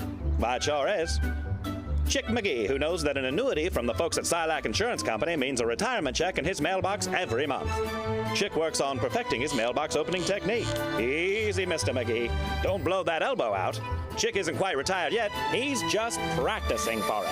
Because one day, Mailbox McGee will be taking his retirement the easy way. SILACINS.com. Silac Insurance Company. Hi, everybody. We're at the Indiana State Fair at the Dairy Bar, my favorite stop, my first stop here today, because we had to get some delicious shakes. While I was waiting for Josh to get here, I noticed that I probably am skewing the median age. On an off day at the fair in the middle of the week, it's either 80 or 5. Yeah. Either way, there are a lot of strollers. And we're eating some milkshake. Christy got the chocolate. I got the vanilla. Should we do that thing where we do the flavor kiss, and get a mix? Oh, what do you mean? I thought you were going to do like we were married and do this. Oh yeah. I'm now going to sell this spoon on eBay to the creepiest listener because this was in Christy's mouth. That is so. Okay, so Josh, we're about to walk into the Midway at the Indiana State Fair, and I know we should probably ride a ride together. I want to ride the Crazy Mouse. I want to ride the log flume. No, I can't ride those. Why not? Are you afraid? Yeah. The only thing I like is the Ferris wheel. No, that's the only thing I'm terrified of. We're not riding the Ferris wheel. We gotta ride the Ferris wheel. You're never going to get me on that. Oh, yeah. Oh my gosh. I genuinely do not like this. Oh my God, you hear it? Fine. Oh, we're stopped. We are stopped.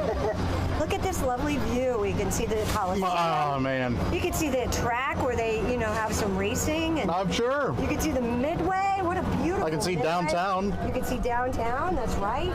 Oh, I can't take it. I don't know. I mean, there might be one way to relax a little bit. Okay. Sorry. I'm not here to make you feel better. I'm just grateful that you decided to ride this with me. I don't know, maybe we're stuck up here. We haven't seen you move for a while. Yeah. Oh, here we go. Oh, I hate the way it moves. I can't take it. I feel like we are going down. We are. See? Now we're going back up.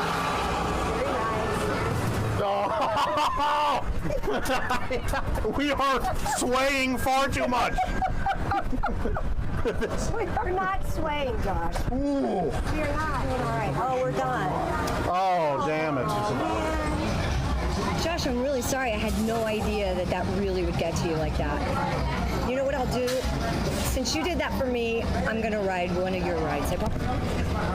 Oh, you really like that, didn't I? Maybe I shouldn't do that. No, I don't really want... I'm backtracking. No, I didn't mean that. I didn't mean it.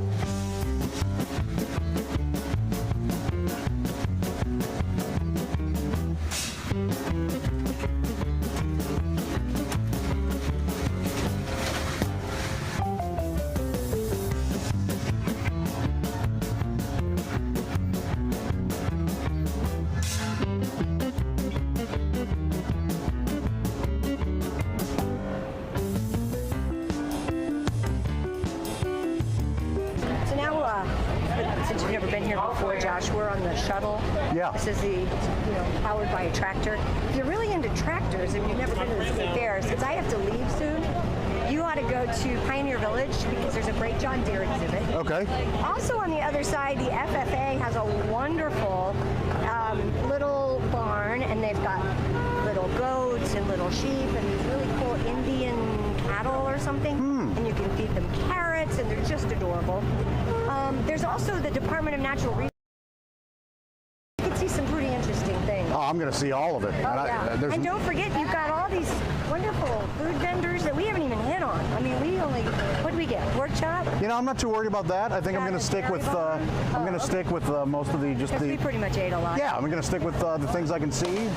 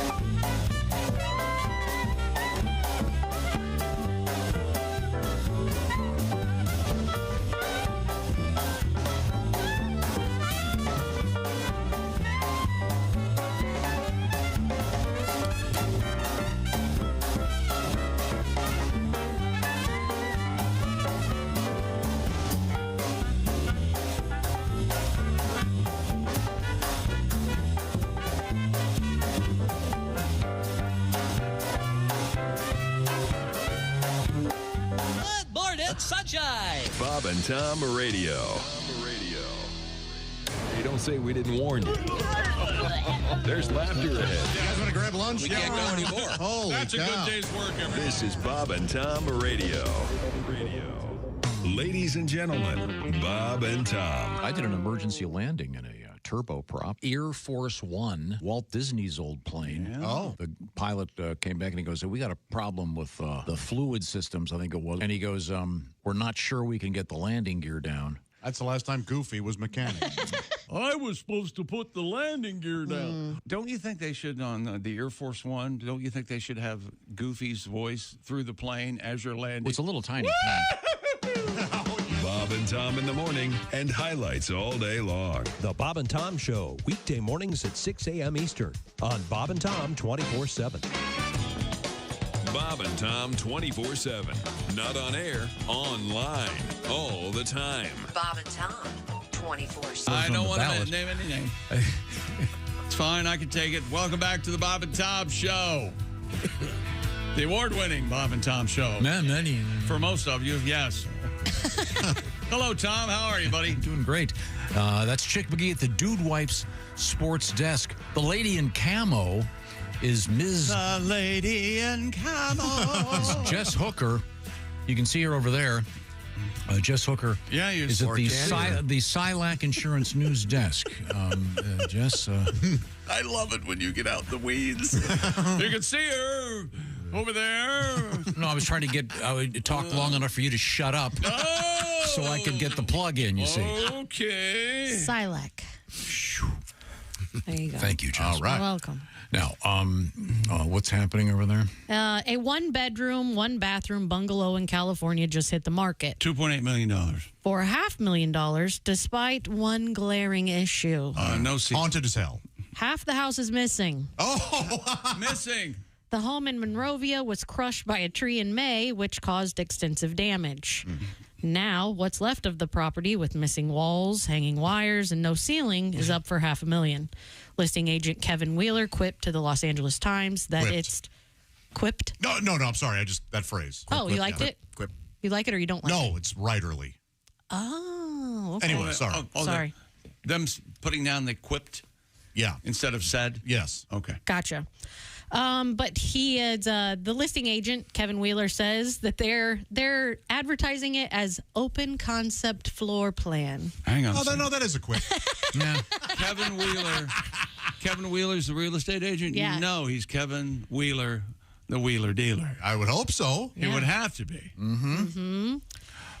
What's it going to take to He get said- me in this house? To get you in this house this afternoon? He said there's been a lot of interest so far because demand is so high and inventory, especially at this price, is so low. It could be fun to go ahead and fix up. That's the thing. You should buy your next house. You should buy a house like this. Because you're going to end up tearing it up anyway. Well, the one I'm in now, I tore down completely. Remember, Garp bought the house that had the plane that flew into it. Oh, that's right. Because he claimed, hey, proof. Yeah, this will not never now. happen again. What are the odds? Well, I almost bought a house that was similar to that years ago. There was half of it was there. yeah. But it was a different situation. Someone had been building it, and they abandoned for whatever reason. You see a lot of those houses They right left. now. Yeah. And Yeah, like there's a lot of houses on Zillow right now that are just down to the studs, and they post it because they didn't have the money to finish. This one, yeah, but this was happening. It was a crappy workmanship, so I didn't get it. But I mean, I do can you see ever that. do that? And you know, Zillow is kind of like porn right now for some people. When they want to go surfing on the net, they check out Zillow. You mean Christy Lee? Oh, Well, yeah, that's Christy's a former realtor, Right, though. and but, she's- yeah. No, once a realtor, always. No, I'm done. The house I'm in now. They'll be carrying me out in a gurney. Yeah. Is that right? All right. Yeah, I'm done. You have a date on that? This is the part I have a problem with. The listed size of 645 square feet is based on the measurements before the tree fell on the house. Oh, so That's not fair. It's basically the potential 320. Yes. Yeah. 645. Right. And it's still $500,000 bucks for a very small house. Yes. Yes. So. So it's half off. Yes, indeed.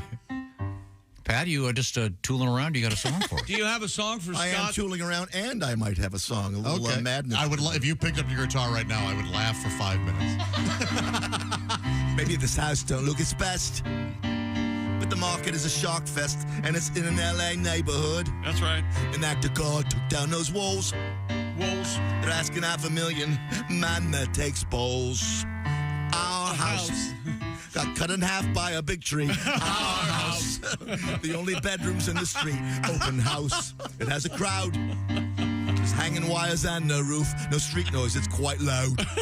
The realtor says there's quite a view. And since it's missing walls, you can drive right through. Ready, everybody? Here we go. Our house. $500,000 and it's yours.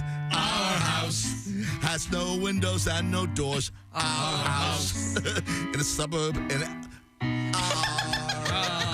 It's a little sloppy at the end. Love it. At the end. Love it. Love it. The music never once matched up with the singing. That could be. That's my favorite song you've ever done. Thank you very much. I thought it was perfect. Wonderful. Your hands were doing a completely different song than No, your it was perfect. That's right. His hands never left his body. Unrecognized. That's What do you tough to think? play, isn't it? Yeah. That's a That hard was one to play. perfect. Turn the keyboard down a hair and I'm not try in it charge again. of that. Ace, turn the Ace. keyboard down a hair, will you? He won't. I'm sorry. He sets the volume, and that's what you God, I'd get. forgotten about that song. I think everybody in the whole room did. Who was that? Well, we had Madness? Yeah, Madness. Madness? Yeah. If it had sounded the slightest bit like Josh, I it. swear to God. That was an MTV classic. I love that Oh, song. yeah. Yeah. I love the Madness. That one, Eddie Grant, Electric Avenue. Love that song. I love that. And Eurythmics, Sweet Dreams. All those when MTV first started, all those songs. When in doubt, if you don't know how to play the song, every now and again just go, dun, dun, dun. That's how it goes. I thought it was excellent, Pat. I recognized it immediately. You're so full of it. Well, that was bad. Yep. One and the same. Yeah, it's a full band. House. They spent 6 months on this. That part's tricky where they switch. Yeah. Oh, yeah, sure. Okay, yeah. Very good, Pat. We're gonna rock down to Electric Avenue. That's easier. It's one chord. And then they go, and then he goes, "Oi!" And then you know who's in that band? I mean that guy is from the band The Equals. The Equals, and there's another. They were splendid. That we had to. Wait a minute. Hang on, Pat. I think Pat may have done an artificial sweetener joke. We have to sit through another song that I didn't know, but we have to sit through it instead of Baby, come to my house or something. Baby, come back. Bum, bum, bum, bum, bum, bum. Baby, come back. Pat, what does that song not sound like? That's what you're doing. That's in the key of. Yeah, no kidding. That's in the key of Josh's car.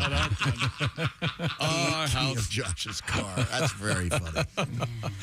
Your chick tonight are the MTV Video Awards. Okay, thanks, Ace. You could tie me to a chair, and if the MTV Video Awards run, I'd ask to be blindfolded. Well, you tell you that'll have ones of viewers. Electric Avenue. You can do that Janet Jackson thing where she, look at you. She raises her down to Electric Avenue.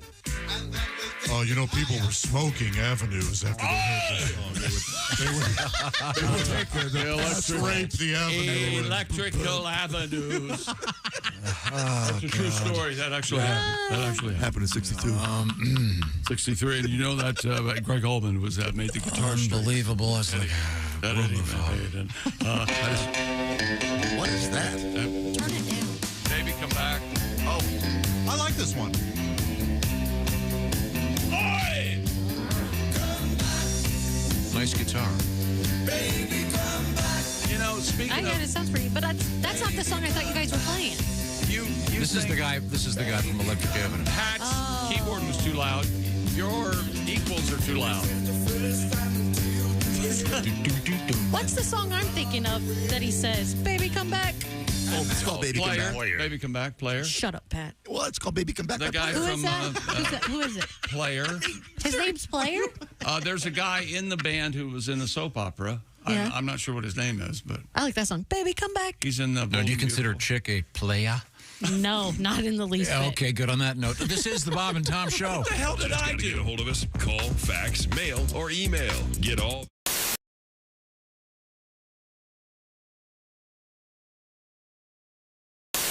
I am amazed at the women who do that.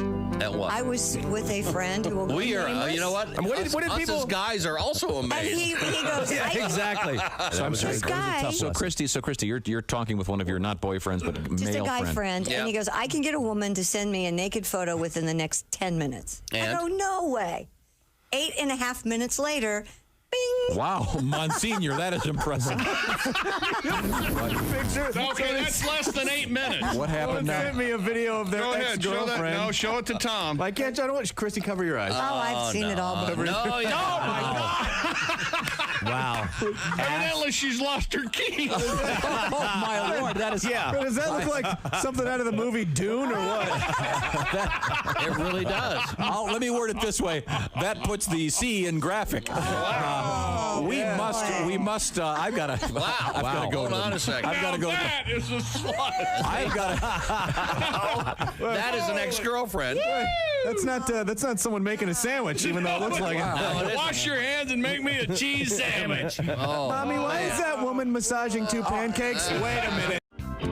Google knows everything. It's incredible. You can wake up after a long night of drinking being like, Google, who is this girl in bed with me? Google will be like, do you mean, who is this guy? Don't you mean? Oh no, Google, what did I do last night? Do you mean, what didn't you do? Yeah. Wow. Yeah. I like, technology is crazy. I like Amazon. I'm growing increasingly terrified of, the robot takeover of Earth. Amazon knows what you're going to get. Is that what you're talking about? Hey, you bought this CD. I'll bet you'd like this one. Yeah. It's like even in the last Terminator, the robots couldn't read our minds. If you like Amazon.com, you may also enjoy being enslaved by robots.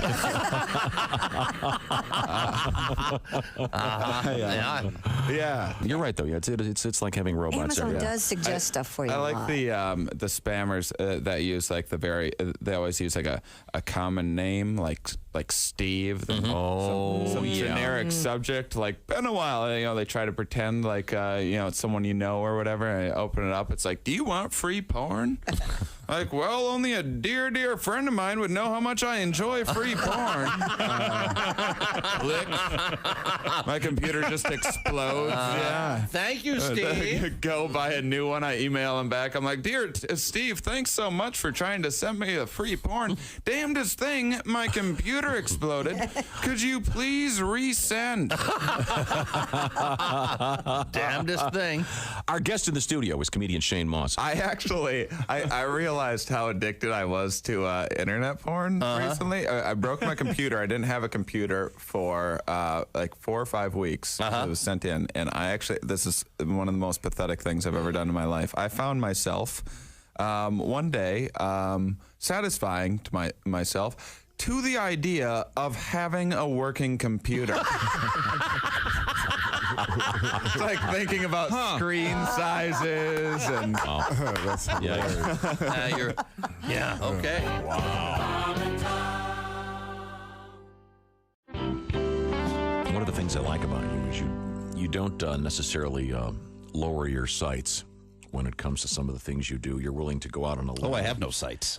You're willing to go out blind. You're willing to go out on a limb and do an impression that perhaps most people aren't going to pick up on. I'm fearless, and I respect you for that. Thank you. Especially when there's a high quality to the message, and of course, I'm referring to Gregory Peck. Oh, yes. Now, Gregory Peck, Gregory Peck, not familiar to everybody necessarily, a brilliant actor. Not everyone knows who he is. That's right. But if there was a period of time in which he was a big leading man. Mm-hmm. He was one of the biggest stars in Hollywood. And he was in something you don't see much anymore unless you look hard, and that is what I would call an important movie. Yeah. There are a lot of great movies out there, usually The Omen, independent movies. No, Boys from Brazil. To Kill a Mockingbird. Yeah, I don't mean the... Okay. But you know what I'm saying. There are a lot of great movies out there these days, but they tend to kind of, you got to look for them. A lot of the stuff that gets a lot of publicity is just a bunch of crap with a bunch of crashes and the same old junk. But... To Kill a Mockingbird was a great film. One of the great films of all time. And, Yes. and you do one of the few tributes to it. Well, yeah, it's a great movie. You learn a lot about tolerance and diversity from it and stuff. But it was made in like 1960 or whatever, and America's changed a lot since then. There's a lot of groups in this country, not even just racial or ethnic groups, but groups of people who define themselves a certain way. And a new one pops up every week. We're like, all right, we're weird, but you better like us, or you're a jerk. Like, all right, we'll write you down on the list. Yeah. If they made To Kill a Mockingbird now, it'd be like 10 hours long to cover all these different groups. How true. Atticus Finch would be out there telling his little daughter, Now, Scout, remember how I told you that black folks are just the same as we are, and we're to treat them with respect. Well, the same goes for these Shiite fundamentalists who just moved in across the streets. They just believe different things than we do. So if you see them out there stoning one of their women to death for sneezing on Wednesday, you pay them no mind. Nobody likes a nosy Nelly. And in this house over here live coprophiliacs. Those are people who derive sexual pleasure from human feces. Now, just because they're unrepentant dump truckers and we're not doesn't mean that we are somehow better than they are. They work hard like all Americans to put food on their table so they can eat it and poop it out and have sex. I don't know how it works. I don't want to know how it works. You just have to be tolerant. No Oscars for that movie. No. Mike McRae. How about that?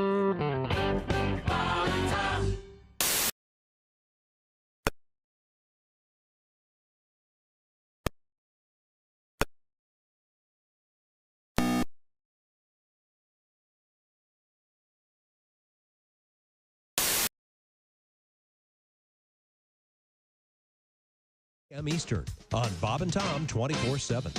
Hey, Alexa, how can someone listen to Bob and Tom radio on a smart speaker? Just say, Alexa, play Bob and Tom radio on TuneIn. TuneIn? Correct. Alexa, play Bob and Tom radio on... Hey, welcome back to the Bob and Tom Show. Jess Hooker at the Silac Insurance News Desk. Hello. There's Pat Godwin. Hey, chick. There's Jessica Alsman. Hello. There's Josh Arnold. Chick. Yes, there's Ace Cosby. I'm Chick McGee. Hello, Tom Griswold. Hey, hi, how are you? Hi, Tom, you okay? What I happened? just walked into the wall. Oh, no. Again? Wasn't paying attention. Is it your funny bone? Yes, hard. Yikes. Nothing hurts more. Do you think if we painted a door You lose feeling. onto a wall, Yeah, he tried to get Tom would Wile E. Coyote himself? First 5 minutes. Have you seen the 3D chalk paintings? Those are incredible. On sidewalks, and people go around them because they think They're stairs like or a stairs ramp, going. yeah. Really amazing. They're amazing. Yeah, I've walked through a screen door. Yeah, that's I love that. I love the way you tell us that like we're not going to believe. Have you ever walked into a glass door? Oh, absolutely. Oh. You didn't break it, did you? No. No, but I hit it hard enough. Oh, man. Yeah, dumb. I don't know. It's always funny to watch somebody walk into a door. Yeah. Especially little kids. They're so stupid. Do you ever stretch? Do you ever stretch the tape across the doorway? And then go, hey, come on in. And they come in and they get their face. They don't see it because it's clear. Oh, I haven't seen that. And they stick their face to it because it's Very nice. We have coming up, we're going to do a sexy time with Alli Breen. But before we get to that, it is time to check in once again at the news desk with Ms. Hooker. What do you got going on over there at the Silac news desk? Health officials in Australia launched a campaign assuring people that it is, quote, okay to poop at work. Oh, okay. Well, I don't think they. That seems to me like that would be some sort of government-covered right to poop. They can't tell you. They have to tell people. Tell you that you can or can't. It just happens, right? Queensland Health shared a video on Instagram with the slogan, "It's okay to poop at work," written on colorful images such as dolphins, rainbows, and unicorns. Well, dolphins, I know, are shaped like turds. That's helpful. Thank you. So they're spending government money to tell people this? The post's caption reads, lots of people find it difficult to poop in public toilets. But we're here to tell you it's definitely okay to go number 2 at work. I think the people who find it difficult aren't going to read a sign and it changed change my their mind. ways. Yeah, no. Oh, I can? Yeah. All right. I had no idea. Huh. Gosh. Consistently ignoring your need to poop can lead to stools getting stuck in your colon, hemorrhoids, and other serious issues. Hey. So, Giggling over there. I know. So it's better to let it out than to hold it in. Wait a minute. What were you saying that he was giggling at? What was it? Stools. Why would hemorrhoids? Why would they have to have a government campaign to tell people this? I don't know. What's happening down under that they? Are people too uptight to, that it's affecting their health? Unless you work at night and you're a turd shifter. A turd shifter. Boy, that sounds like the worst job at a. All right, now what we have to At a have doctor's done office? Yeah, or some kind of. No, you'd have to have a stirrer. You wouldn't have a shifter. Or it's also kind of paranormal thing like a shapeshifter. A spokesperson Have you seen said, Gregory? He turned himself into a giant turd. A spokesperson said the campaign aims to normalize discussions around bodily functions. Well, thank you. Have you seen Weird Science, Tom? No. Movie? No. You know, Bill Paxton at one point is turned into a giant Yeah. pile of crap. Yeah. And he talks and. Oh, that's awful. No. You've got to see it. And when he talks, he sounds like this. Bill Paxton. Actually, he's quite upset. But, That's right. This is his upset. He's no longer with us. Is that correct? No, Sadly, he passed. yeah. Game over, man. Isn't he the guy? Isn't he the guy that is a famous picture of him sitting on his father's shoulders just before on November Fort Worth, 22nd, yes. 1963? Yes. He's in some think he was actually the shooter. Yeah. Young Bill Paxton. Other than the fact he was 3 or He was 5. 10. Well, he knew his way around a rifle. Yeah, it was child size. Yeah. Okay, what's next? Officials say a visitor in Carlsbad Caverns National Park left, quote, huge impact on the cave after dropping a bag full of... What are your guesses? It better not be. No, it's not poop. On the cave itself, salt? Cheetos. Oh, well, One those are bag? salty, so I was right. Yeah, one bag. It says the park official said a spilled bag of Cheetos may seem trivial, but to the life of the cave, it can be world changing. No, really? Because of all that salt. Sodium, yeah. One bag. That's what I don't know. I don't in know a if it large was cave. I don't know. Caves are very fickle. They're very sensitive. The places. processed corn, softened by the humidity of the cave, form the perfect environment to host microbial life and fungi, Softened by life's turmoil. which harms its ecosystem. Yeah. Oh, yeah. It's a delicate ecosystem, a cave. The park. You ever forget that you had Cheetos and hit the men's room and do any damage? Grab that thing and, oh, my God. Get some orange all over you? Is that Forgot right? to wash. I've not. Forgot to wash my hands. Set it on fire. This seems to be, I think they're overstating this a little bit. No. You can't leave anything in caves. That's very important. No footprint. The park said rangers spent 20 minutes carefully removing molds and foreign debris from the cave. Oh, I would have thought critters would have went in there after the food. That's true. Somehow, some way. Probably. Possibly. Yeah. Mm-hmm. Okay, well, I'm glad they solved that problem. It took all of my effort to not pronounce Cheetos. Yes. I'm surprised you're bringing that up. I know, but I couldn't keep. I was so close. Why's that? What's the I know. What's but the backstory now there? every time I see Cheetos, I think. Well, I think it's probably because of your debut on this show. Hi, Tammy. How are things in the produce department today? To be honest, Maria, I'm not feeling well. Oh, I'm sorry to hear that. Are you sick? Boy, That's so bad. Constipation. Yes. It's a terrible feeling. Try Cheetos today. Cheetos. You know, Tom thinks I think he plays that for me, but I think he plays it to hear his part. Oh, yeah. No. That's a big laugh. You also have quite the accent on It's that. No, the best part is this. I Hi, am Tammy. Gilda. How are things in the produce department today? Hi, Tammy. How are things in the produce department? What country is that person? I don't know, but I would like a. It's hard to beat. Oh, are you Sikh? Yeah. I'd like a redo. I would like a redo. Let's do that. Yeah. Oh. Yes, let me try. Maybe the classic stands. Like, can we do a part 2 with Cheetos? It's like remaking Psycho. There's just no reason. Yeah. Even with the great Vince Vaughn. Yeah, exactly. It's pretty good. Yeah. No, it's fine, but there was no reason for it. Yeah. Right. Shot by shot. All right, Gus. Is the remake of that in color? Yeah, it is. Mm-hmm. Okay. And it really is not bad. It's just unnecessary. Who's in it? Vince Vaughn and Anne Heche. Oh, no kidding. William H. Macy. Oh, this Yeah. Remember that, Tom? Yeah. Heche rhymes with snake. Remember? What? That's how you remember how to pronounce her name. What else you got over there? High winds in China caused a so-called underwear storm. Underwear storm? Yes, an underwear storm in Changchun. According to The Guardian... How do you spell it?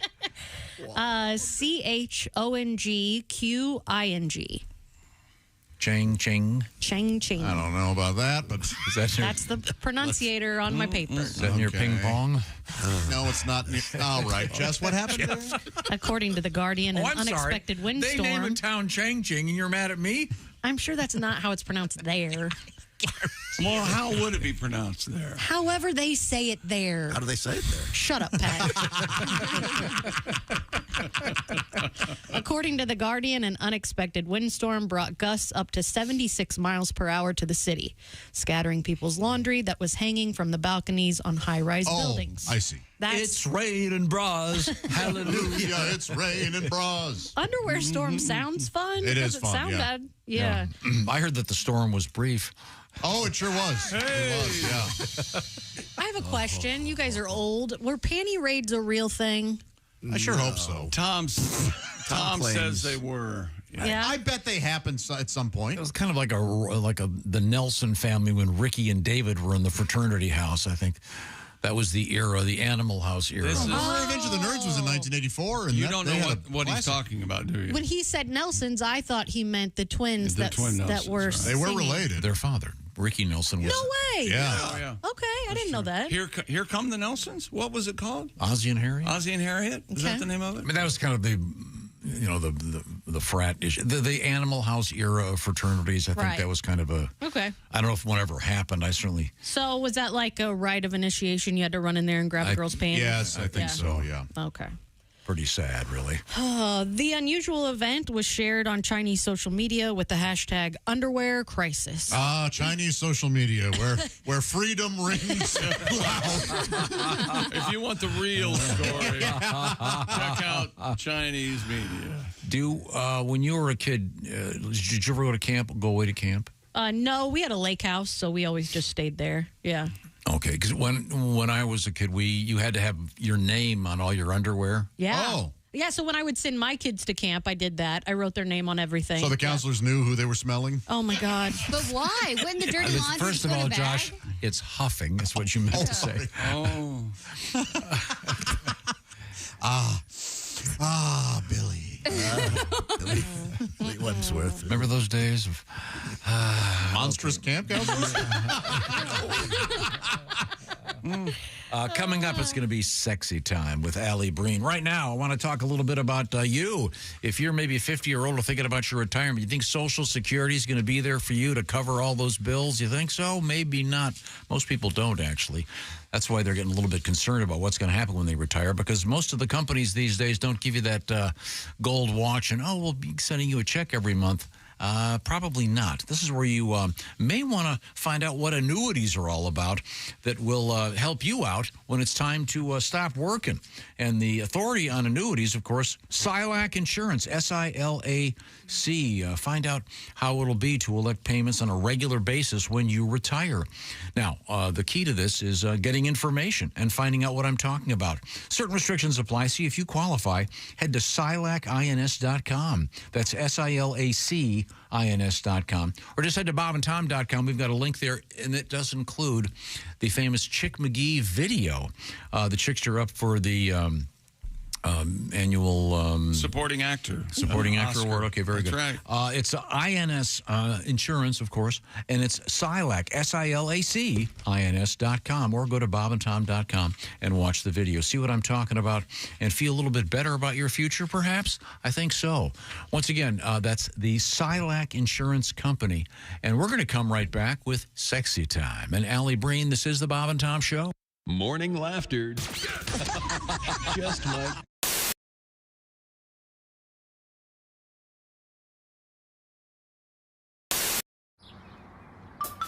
Is that Chick McGee? Why, it sure is. Chick McGee, who knows that an annuity from the folks at SILAC Insurance Company means a retirement check in his mailbox every month. Chick works on perfecting his mailbox opening technique. Easy, Mr. McGee. Don't blow that elbow out. Chick isn't quite retired yet. He's just practicing for it. Because one day, Mailbox McGee will be taking his retirement the easy way. SILACINS.com. SILAC Insurance Company. So, summer always makes me think of my mom. Mm-hmm. My mom was making breakfast. You know, she could make waffles using nothing but a pancake and a hiking boot. Nothing like the Vibram waffle. Really? I agree. Boom! You want waffles? There you go. Boom! There you go.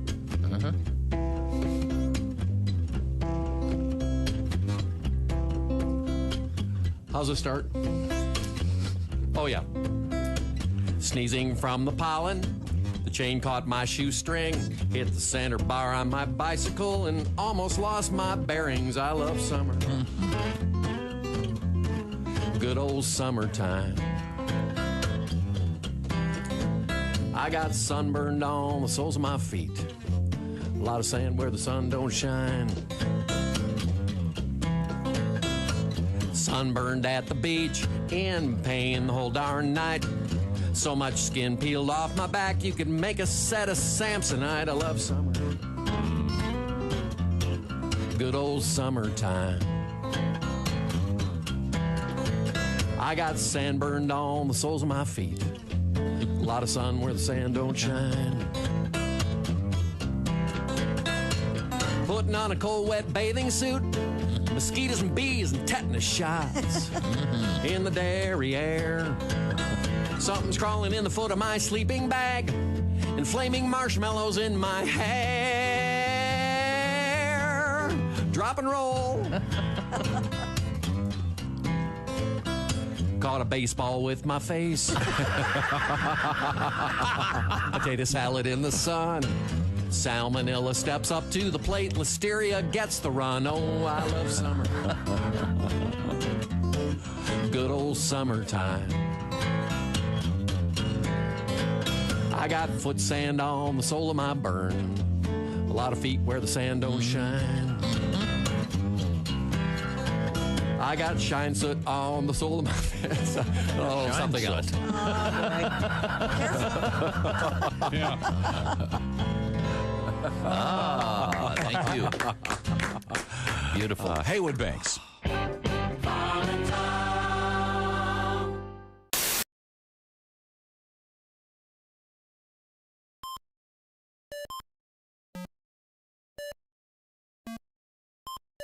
Hey, did you enjoy those videos played in that break? Check out the Bob and Tom YouTube playlist for more great stuff.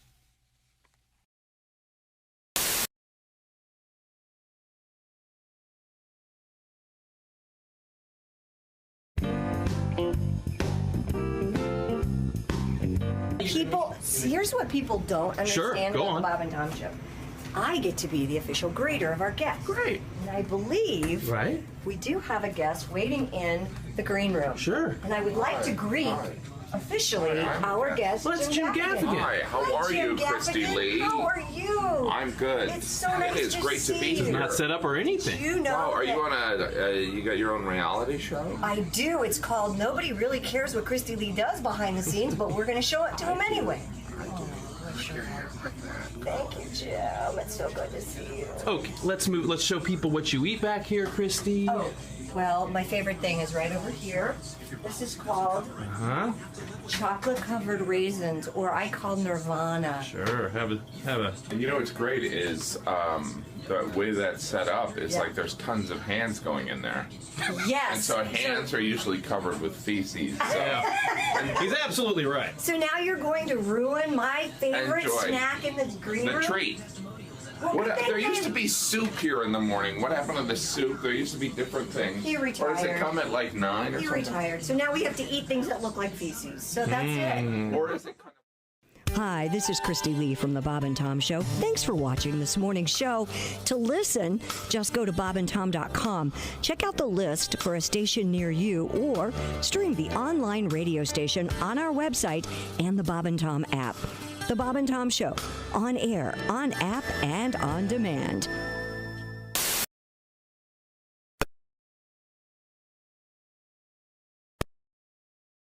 Bob and Tom Archives. Excellent. Chick, what do you have to say for yourself? Become a Bob and Tom VIP now. Just go to bobandtom.com/VIP. Hey, got a question. What's that? How can I listen to Bob and Tom radio on my smart speaker? I'm not really sure. Well, why don't we just ask her? Her? Hey, Alexa, how can someone listen to Bob and Tom radio on a smart speaker? Just say, Alexa, play Bob and Tom radio on TuneIn. TuneIn? Correct. Alexa, play Bob and Tom radio on TuneIn. 24/7, 365? All day, every day. Alexa, play Bob. Welcome back to the Bob and Tom Show. We're all here. Pat Godwin, Jess Hooker, Jessica Alsman, Josh Arnold, Ace Cosby. I'm Chick McGee. Hello, Tom. What's going on over there, buddy? I'm just sorting out through a few things here. All right. We're going to be checking in with Alli Breen for... there she is. For Sexy Time. Hi, Alli. Hi, guys. Good to see you. And the way this works is people send us their love troubles, and we try to fix them. And let's get right to it, Alli. What have you got? Dear Alli, my girlfriend keeps telling me I'd better put a ring on it or somebody else will. I'm not planning on proposing anytime soon, so I'm going to have to hear this constantly. Do I need to break up with her? It honestly comes up weekly. Who is going to agree to such a pushy pitch like that? Well, how long has it been, mister? Why don't you put a ring on it? What's your problem? It's clear that he doesn't want to do it. Yeah, I think the if he wanted to, he would rule applies. The here. old he's just not that into you, I think. Is, yeah, if you don't want to propose, don't. Don't propose. Yeah, don't. Yeah. And if she's just looking to get married as opposed to marrying you and don't let her tell you, I'm not going to buy a house unless we get married. Don't let her try that either. I'd break up. You could, what about a promise ring? How old are you guys? Yeah. Oh, is that still a thing, or do women not accept that as that sounds like a baby move. I don't know. I never had a promise ring. So wait, if he never proposes, it's because he doesn't want to? Yep. No, well. Oh, Alsy, how long have you guys been together? 16 years of relationship bliss. There you go. It works. You don't have to get married. Bliss. Yep. We all have separate finances. There's no drama. That sounds good. He chooses to be with me. He's not stuck. Tom, have you ever been in a relationship that you describe as bliss? Yeah, sure. Of course. The one right now. Yes, thank you, chick. Okay. Yeah, I think this, I don't understand the question here. This seems like they're answering their own question. Yeah, I think you kind of know the answer. You break up with her. Yeah, and she is going to keep bringing it up. Yes. Especially every year when it's like, cool, another year. What's and going then, on of here? course, this always gets down to how hot is she? And then we'll get back to you. Yeah, if she's an uggo, you got to get out. Yeah, but if she's gorgeous and happens to be an occasional murderer, what the hell? You know. Yeah. Let's move on, Alli. What does our next letter say? Dear Alli, I live in my boyfriend's house and we share his car, and I do most of the housework and cooking. He acts like every time we fight that he'll just put me out on the street and makes a big point about how it's all his stuff and not mine. Otherwise, when we're getting along, he considers it both of ours, but it's the first thing that comes up when we fight. I have literally no comeback. What can I come back with when I fight with him? Bye. Yes. Yeah. That's no way to run a relationship with a child. Good night. That is emotionally abusive. Get out. Find anyone else. Yeah. So next time he even threatens you, like, cool, I'll go find, Depends what state or commonwealth you're in, where we get to what they call common law. And half this stuff may be already yours. Is that still a thing, common law? In some states, yeah. Yeah, not here. You don't need that, though. That's not. No, what an awful thing, because if he's saying it, then he's thinking it more than he's saying it. Yeah. I don't know. You do as you're told, woman. Yeah. Because I own this. I think break up with him. Yeah, awful. Yeah. I don't like telling people that, the last guy and this woman, but I think so. I'll help you pack. Yeah. Yeah. Yeah, once you're holding something over someone's head like that, like you're dangling car keys and you're like, this is going to go away. Yeah, it depends now. What kind of car are we talking about? Yes, yeah. You know, is it a really cool car? You got the M Series BMW. I say stick around, babe. Those are nice. Very nice. Real nice. Let's move on. What else have we got, Alli? Dear Alli, my boyfriend is addicted to porn. I was leaving for work the other day and I forgot my phone. I went back inside after just like a minute and he was already working himself into a frenzy. Okay. Delicate. He was watching a video, and I think he does that at least twice a day, maybe after I leave every time. Does this mean I'm not enough for him? Yep. No, It doesn't. It doesn't. And that, you know what? Maybe that's how he likes to start his day. That's his business. Some people like. I love that it took less than a minute for him to get to it. Yeah, first of all, congratulations on the instant tumescence. Oh wow, this guy's well done, sir. What an eager beaver. You know, the letter doesn't tell us how often they're, if he tells her no, that kind of thing. We're not. That's different. That yeah. Right. Yeah. So it's hard to say, but Most women will never understand that married men still masturbate. That it's a different thing. It's very different. It's a different thing than sex. I've never been insulted if a guy does that. Like, it's like, okay, great. You know, do whatever you want to do. Isn't it one less thing you have to do that day? Check that off Take my it off list. the to-do list. What about if he hits you in the head with it? You've never toured with Louis C.K. then. Morning porn, though. That's their new documentary out. Yikes. That's not biased at all. Yeah, there you go. I don't know what. I didn't even see it. Josh is on about. No reason for me to comment whatsoever. No, don't overthink it. It's not a big deal. Oh, this woman, I guess it's the amount that he does it. It's like everyone knows that their boyfriend watches porn, but if it's twice a day, every day, the second you leave the apartment. And the way you read it, she's guessing. More detail. What if it's gay porn? That's alarming. For in this case, yeah. That would bring it up. Yeah. What if it's your sister's porn?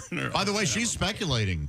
She goes, I think it's twice a day. Well, there's no evidence to that. You caught him with one time. Yeah. That's a good point. Yeah.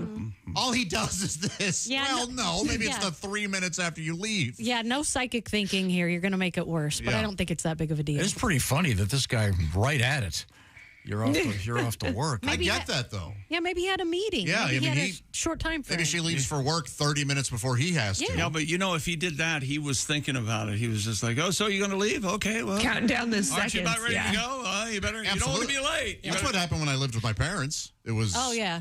They would go, "Hey, we're going somewhere." They're like, "Okay, I need to." That's just sick. I need to wait, and I need to wait in case they forgot something. Yeah. And you'd still go in your room and lock the door, probably, right? As a No, just the in only case? VCR was in the living room. Oh, that is problematic. You made that. You added the calculation that what if they have to come back? For Yeah. something? Oh, yeah. Okay, this is kind of off topic, but kind of not. Sick and awful. I had an article I did not print out today because I was questioning some of the stats, but this statistic said that a recent survey, only 15% of men used a video porno, which I think that's probably extremely low. The others just get creative. Are you saying back in the day of videos or now? No, now. I mean, that survey that is wrong. They lied. Yeah, that's why I didn't even print it up. I thought there's no way. I had a friend who claimed that, and I never believed him. He would go, "What I would do is look at porn for a while." And because I was using his computer, I go, "I can't believe I'm sitting here where you." And he goes, "No. I look at porn here, but then I go into my room and just think about it." I go, "No, you don't. What are you insane?" So I'm just sort of stunned that Josh's living room at your parents' house was. Yeah, when I was 17 or That's whatever. not uncommon. Appointment masturbation, like that's something you have to do. It's his parents' living room. Yeah, that's Well, it was what I my would think living room, it's too. where he You don't lived. need the I mean, materials. that you portrait could of the use clown above the fireplace. Are you saying? No, those aren't tears. It was of my grandparents. When you Did you turn the pictures of your family around? I stared my grandfather right in the eyes. You put Jesus in another room. You would never take care of business in the living room when you lived God, with your are mom you and dad. kidding? Wine? Oh, Just don't leave the tape in the VCR. Yeah. That would be. Yeah. Sometimes Let's sit down and watch South Pacific. Valley High. What is Faces Loaded? This same article says 15% say they prefer on solo work to use shower heads. What? Yeah. Oh, For that's girls. This is guys or women? So you have to do a handstand? No, it's the hand. It's the removable. It's the removable one. Oh, sorry. Yeah. If you have enough pressure, you don't need the hand removal. Now I have to do a handstand because I don't have the removal. I think that has to go down as the number one product that was manufactured and is purchased for something off-label use. Yes. Altogether different than what it was manufactured for. Right. Or unless they knew what they were doing, and they probably did at this point. But. Yeah. Really? Oh, yeah. For sure. You use a shower head, Alli, ever? Of course. Yeah, yes. I did That is once. definitely a girl thing, yeah. Wait, can a guy do it? Can a guy have It definitely helped, yeah. Where'd you put it on your Taint. Yeah, okay. Yeah. I wasn't going to say it. It was but- at a B&B. I'll never forget it. Right. Yeah. Could you do maybe a chapter of your book, Taint Misbehaving? No, wait. About your... Time out. B&B? Is Yeah. that what you said? Yeah. And was it a public bathroom? It was a shared restroom, yes. Yeah. Oh. Yeah. Well, I didn't care. You had to wait until the bathroom was... No, it was clear for me. I was one of the, yeah. Oh. But, yep. Oh, yeah. I went, I'm going to see what this removable shower head's all about. I get it. I get it. It's quick. Oh, okay. Well, Yeah. it's time to move on to our next letter. Fantastic. What else have you got going over there, Alli? Amazing. Dear Allie, Shut up, Pat. me and my boyfriend were high school sweethearts, and we stayed together long distance through 4 years of college. I'm ready to move in together now, but he's still sticking to just seeing each other every other weekend. He says he's more established at his job, but my best friend says I've clearly become the side chick, and he has someone else he's trying to be with or he's already with. Should I be patient friend. or should I push this? The wisdom of a best friend. I can't stand the best friend. Yeah, we need more movies where the best friend is iced. She gets in the phone. Hey, you know what I heard? All of a sudden you hear the gunshot. And then it goes on. They have a nice life together. I think it depends. Sometimes the best friends are legit. I had a friend who was dating someone who never would invite her to his house, and they'd always meet on weekends, and she wouldn't listen to anybody. And everyone's like, he's married. And he definitely was married. Nice. So sometimes you got to listen. Yeah, It happened. This is awkward. Like, why wouldn't he want to at least see her more than every other weekend? Yeah, there's something. Because his girlfriend doesn't want to know about her. Yeah, this sounds like there may be something going on. There is something. Okay. Sorry. Yeah, you'd think, you'd up it at least a little, even if you don't want to move in together. Like once a week. You can always ask him. Yeah. Instead of bothering us. What? When you're right, you're right. What would be the good in that? By the way, we're speaking with Alli Breen, comedian, and you can reach Alli, ALLIBREEN, Alli Breen, on your favorite social media platform. And she's also, Alli Breen, she can be found under the name ALLIB. Where do I find you, Alli? On OnlyFans. OnlyFans. Yep. How's that going for you, by the way? It's been good. I actually love the fans who are on there. Are really, it's different than you would expect. I bet. They're a lot of fun and just very supportive. And very big respectful. fans of the show too. Yeah. Yeah, good. Block Yes. anybody who's not respectful. Yeah. Yes. Are you selling anything? I know that there was a panty raid of No, sorts I have to think of something new to sell. Yeah, the panties is a thing that's ongoing. If anyone wants to buy any panties, Socks. That's happening. I haven't done that. I haven't even heard. I'll put that out there and see what people Yeah, you say. can see about that. Also, sometimes bikinis, you can go, hey, here's a photo set. Here's 8 pictures of me in this bikini. I will sell this bikini. Oh, you're in a bikini on your profile page, right? Yes. You can sell that bikini. Yeah. There we go. You can sell outfits you wear. What about sports I'm going to start a whole bras? flea market. Ooh, sports Unblock bras. me, I'll buy it. Unblock me. Can't use anything you get sweaty in. Is That was Pat Godwin, ladies and gentlemen. No, it wasn't. Alli Breen, let's get to another letter, please. Dear Allie, my husband likes to role play and loves to have me wear really trashy clothes and acts like he picked me up on the street. Should I be worried he's going to try to do this for real one day? No. Keep doing it and he No, won't. he would have done that. Yeah. He wants to do this with you. Yes. That's Okay. I was at dinner at a pretty nice restaurant, and I saw someone I hadn't seen in quite some time. And he walked over to the table. We were talking for a while, and he goes, "Hey, listen, I've got to go. I'm doing this role play thing with my wife, and she's going to come in. I'm going to pick her up." Mm-hmm. Oh, fun! And it was some elaborate thing where he stood there, and they had some whole thing going. So I love it so much. I think it's really great. Modern Family, Claire and Phil doing it. I absolutely love. Clive I know it's Bixby, fictional. So it's wonderful. I love it so I think it's much. really I'm cute. literally trying to talk Donnie and I'm casually dropping these hints like maybe we should do something like this. What would you do? I probably just go to the bar and pick someone up, but we would probably just start giggling and. So wait a minute. I know you have to be a really good actress to pull that off. Yeah, be very like serious. that would be hard to not. So crack up. so you're at the bar. Your actual boyfriend comes in, and you have to decide how you're. Hey, what are you in town for? Yeah, Right. pretend That like whole they thing. don't know each other. Yeah. Have pick you up Just there. don't drop hints. Tell him that's what you want to do. I think I just did. There you go. Oh, okay. Donnie, pay attention. Exactly. Okay. Well, we have Big time. night We coming have up. time for one more letter, Alli. Dear Allie, my wife's best friend is going through a bad divorce and she's trying to support her and be there for her. A lot of it is going out drinking and having girls' trips that are getting kind of wild. And I think it's unfair that she's allowed to do this to help her friend when I struggle to get a guy's poker night. At what point can I put my foot down? You can't. You can't? No, I think you just do it. She's not out getting wild, but she is supporting her friend getting back out there. And it's going to be limited. It can't go on forever. So there's already going to be a point that she has to stop. She'll get a boyfriend and never see her again, probably. So sounds like he needs better friends, right? No. What he's saying is she won't allow him to have like a poker night over. Yeah. But she can go out and enjoy all that stuff. Well, just do it anyway. I was going to say, just put it on the calendar. Don't ask.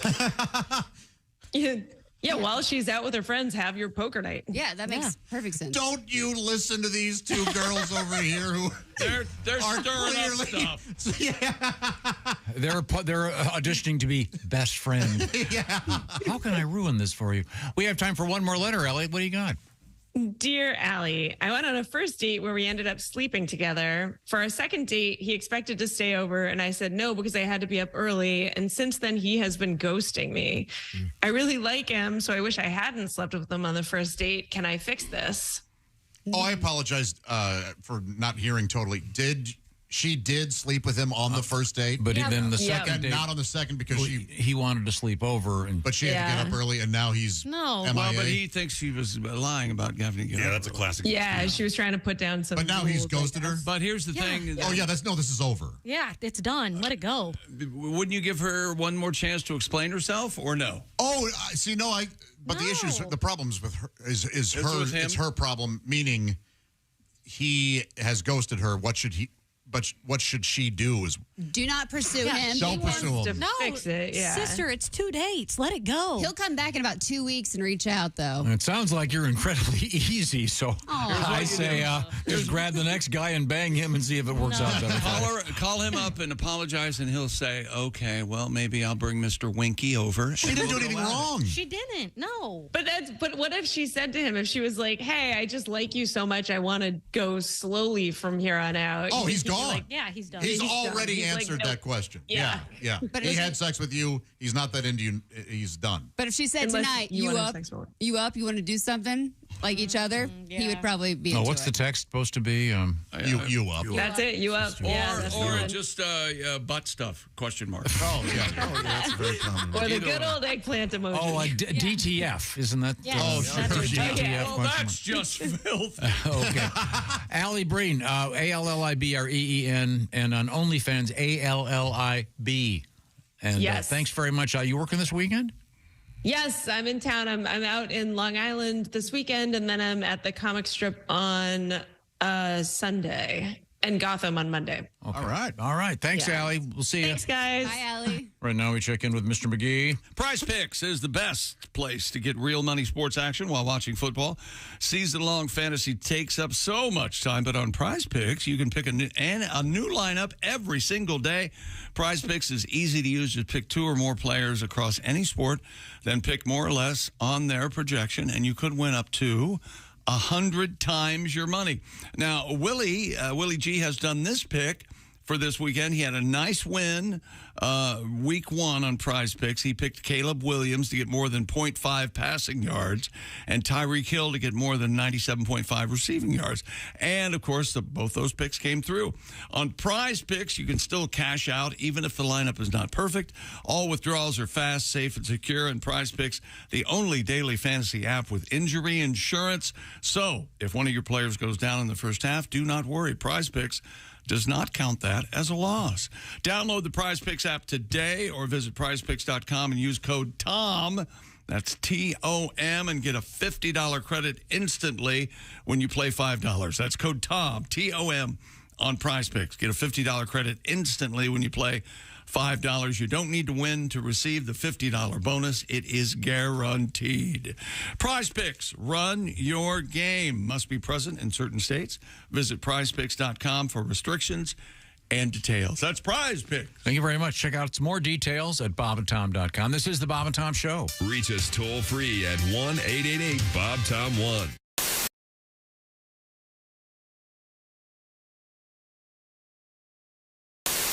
Here we go.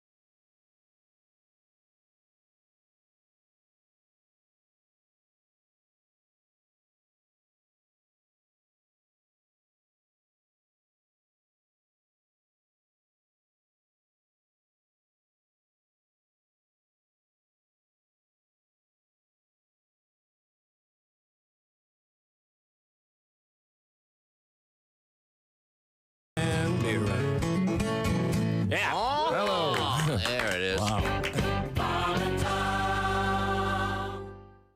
Hello, my name is Alexa. If you have a smart speaker and what to hear, Bob and Tom Radio, just say Alexa, play Bob and Tom Radio on TuneIn. Now, you try it. Alexa, play Bob and Tom Radio on TuneIn. That's the first smart thing you've said to me since you took me out of the box. I get in a lot of awkward situations, I feel like. Recently in D.C., I threw up in the street, which isn't a big deal. That happens. I'm a pretty heavy drinker. But what was different about this time was as I was about to throw up, you know, when you're just starting to come up, I made eye contact with a woman sitting outside of a Starbucks. Yeah. And then I held eye contact as I vomited. Oh. So it was just very awkward because she just saw me kind of look over at her and then go, and I mean, what's going on in her reality? You know, She wants to watch that. Did you get her number? I did not get her number. I'm afraid. What if she go home and say, I was so ugly today I made a man vomit? I don't want her to think that, you know?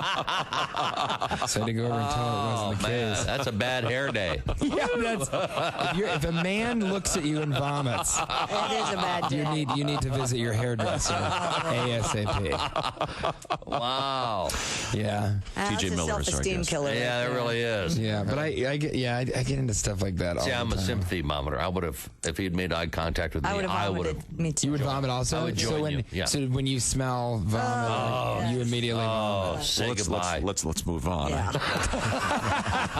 So far we've covered soiling ourselves and vomiting in the studio. What next? All right, let's go into pussy lesions. No. No, Bob, that's wrong in the script. It's not pronounced pussy. There you go. It's written that way. I know it looks that way on the page. You know, if you read that wrong at the audition, wow, that's a different movie. Yeah, Well, what's entirely. this, Mr. Abrams? I don't understand. It's closer to a Mr. Skin film. Yeah, I think so. I would say. Oh. Yeah, so... now, were you a big drinker in college? Yeah, I in college, I think I drank a little bit more than I do now. In college, whenever I drank, I would pass out. It was like my thing, you know? That's how people knew me. Pass out guy? Yeah. It got to the point where even before I went out, I'd go ahead and draw a dick on my face. Because it was going to happen. It was going to happen. Your buddies were going to take care of it anyway. Yeah. Just take it right. Oh, boy. You know. Why wait? It really is something else. I'm not a fan of that. I'm not. Because, first of all, what do they think? It's going to help me? You know, they think years from now I'm going to be saying, yeah, it got really bad. You know, I was just drinking all the time, passing out. And then one day I woke up, looked in the mirror, and I was like, TJ, get it together. I owe it all to Steve and his artistic ability to draw a ball sack on my forehead.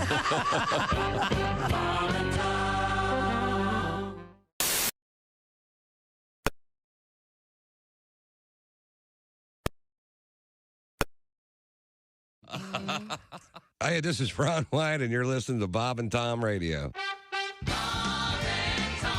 Attention Fergler shoppers and Bob and Tom listeners, this is Ernie Fergler. Tomorrow on the Bob and Tom Show, you'll probably hear the kids back in screen doors pull another prank on me. But that's okay. It makes it a lot easier for me to decide who's going to have shopping cart corral duty. This is Ernie Fergler reminding you that's tomorrow on the Bob and Tom Show. The Bob and Tom Show, tomorrow morning, 6 a.m. Eastern, worldwide on bobandtom.com. Attention Fergler shoppers and Bob and Tom listeners, this is Ernie Fergler. Tomorrow on the Bob and Tom Show, I'll be... Oh, hold on just a minute. Okay, we need to locate some... Just read this. Okay. Is it Irma? I'm. Would the following person please report to my office? I'm a jackass. Okay, fine. This is Ernie Fergler reminding you that's tomorrow on the Bob and Tom Show.